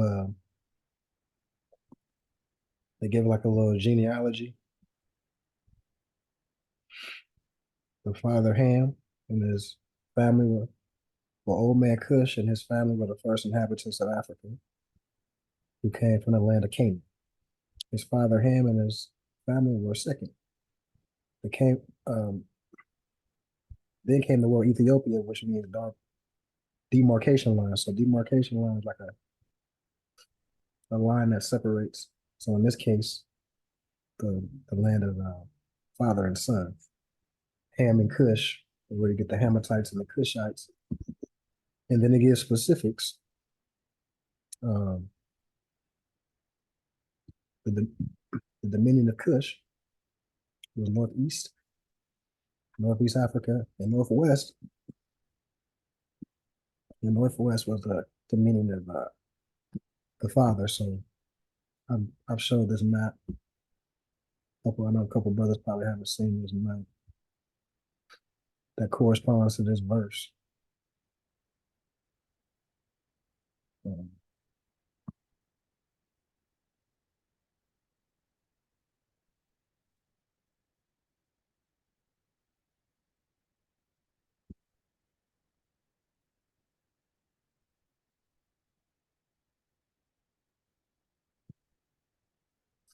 One second.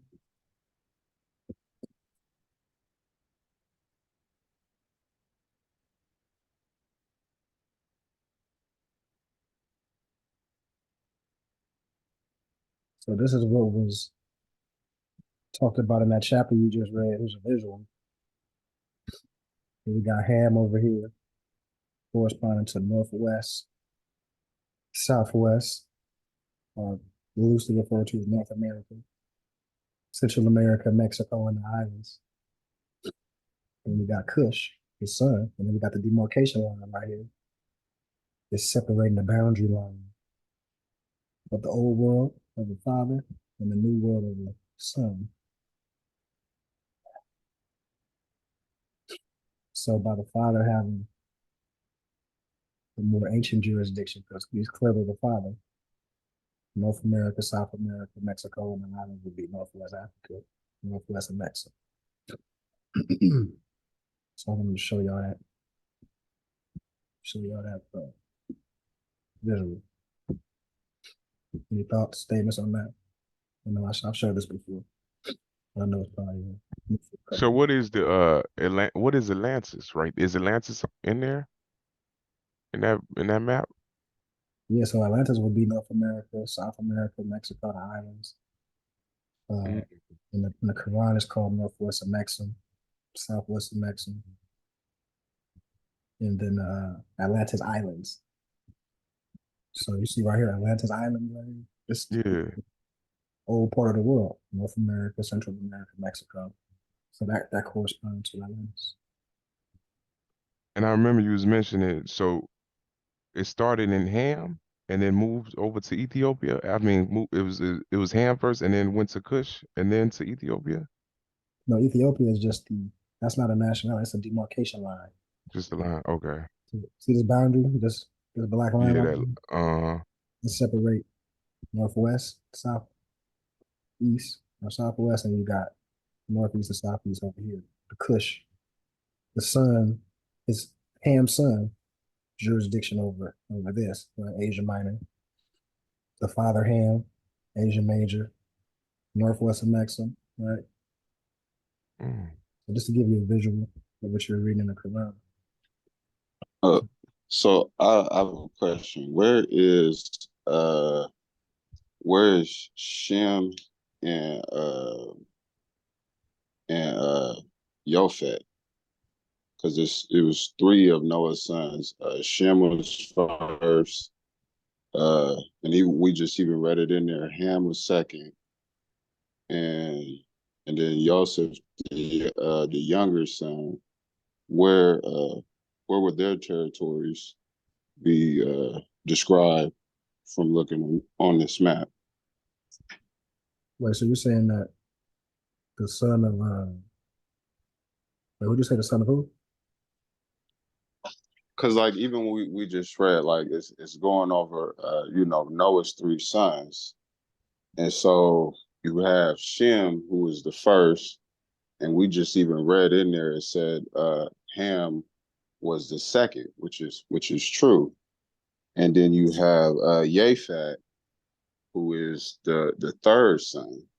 And so I was looking because it has Ham on here, but I'm not seeing the lands where it's saying that Shem was at and where Japhet was at, the youngest.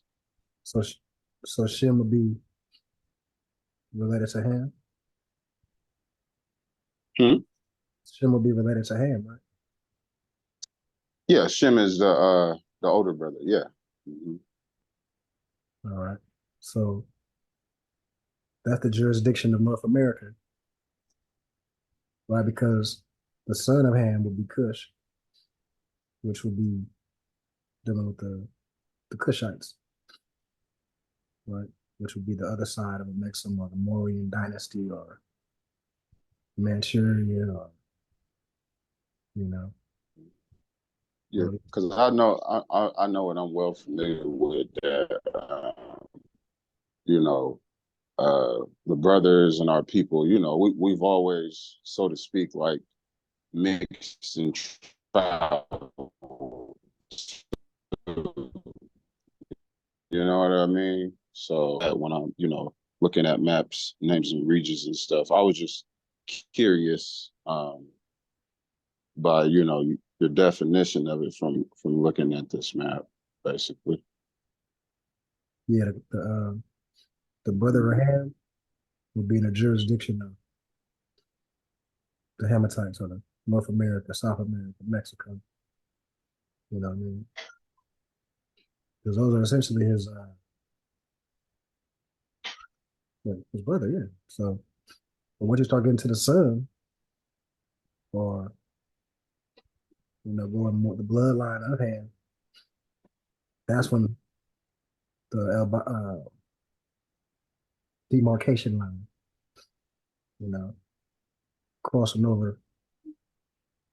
You know, isn't that what Hebrew? Yeah, the crossing over. That's also Yeah, Hebrew. That's what I mean. Yeah, one who crosses over. Yeah. so the Hebrews will cross over from Ham to Cush. That crossing over would be the Hebrews. You know what I mean? That's what that's loosely referring to as well.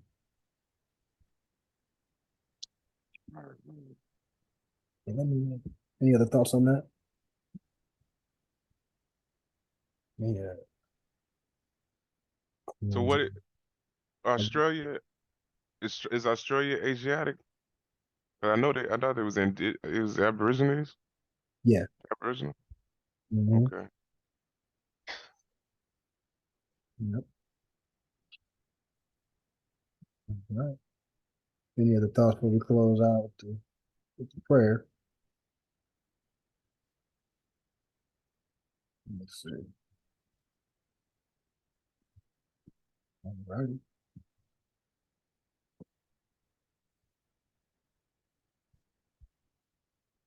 So Allah, the Father of the universe, the Father of love, truth, peace, freedom, and justice.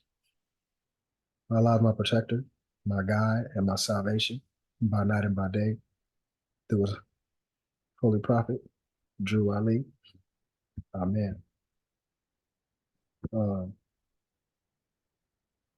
I wanted to talk about, let me see. There's something I forgot to talk about. So this is what I was talking about the other day, all the brothers in Cali got affected, I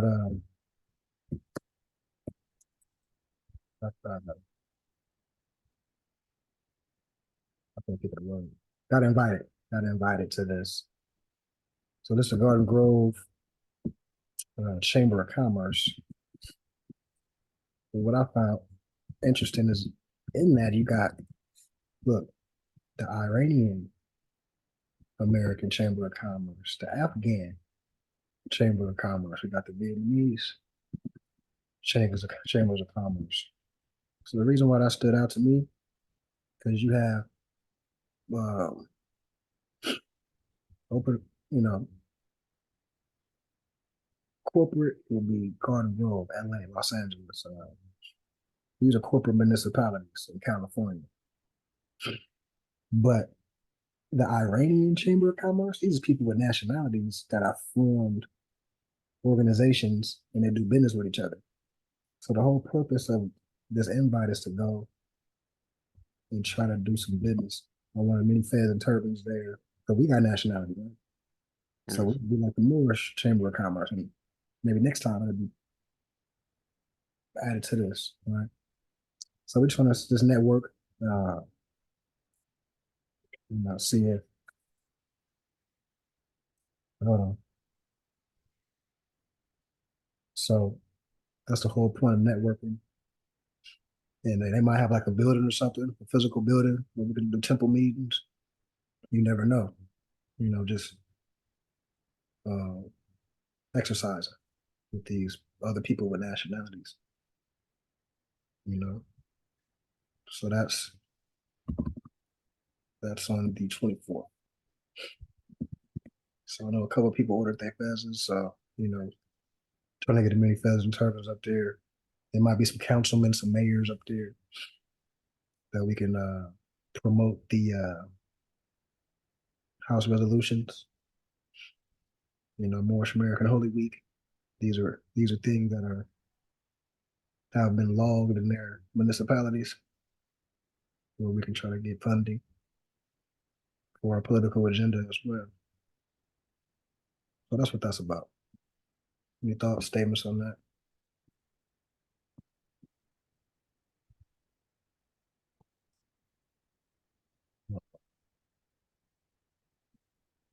Yeah. Let me close out here.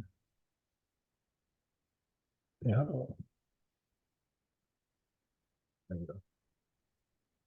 All right. All right, more any questions, statements before we close out? All clear over here. Okay. All good. I'm good too. Peace and love. I'll see Peace see and y'all love. soon. Peace and love. Shalom, Morris. Shalom. Shalom.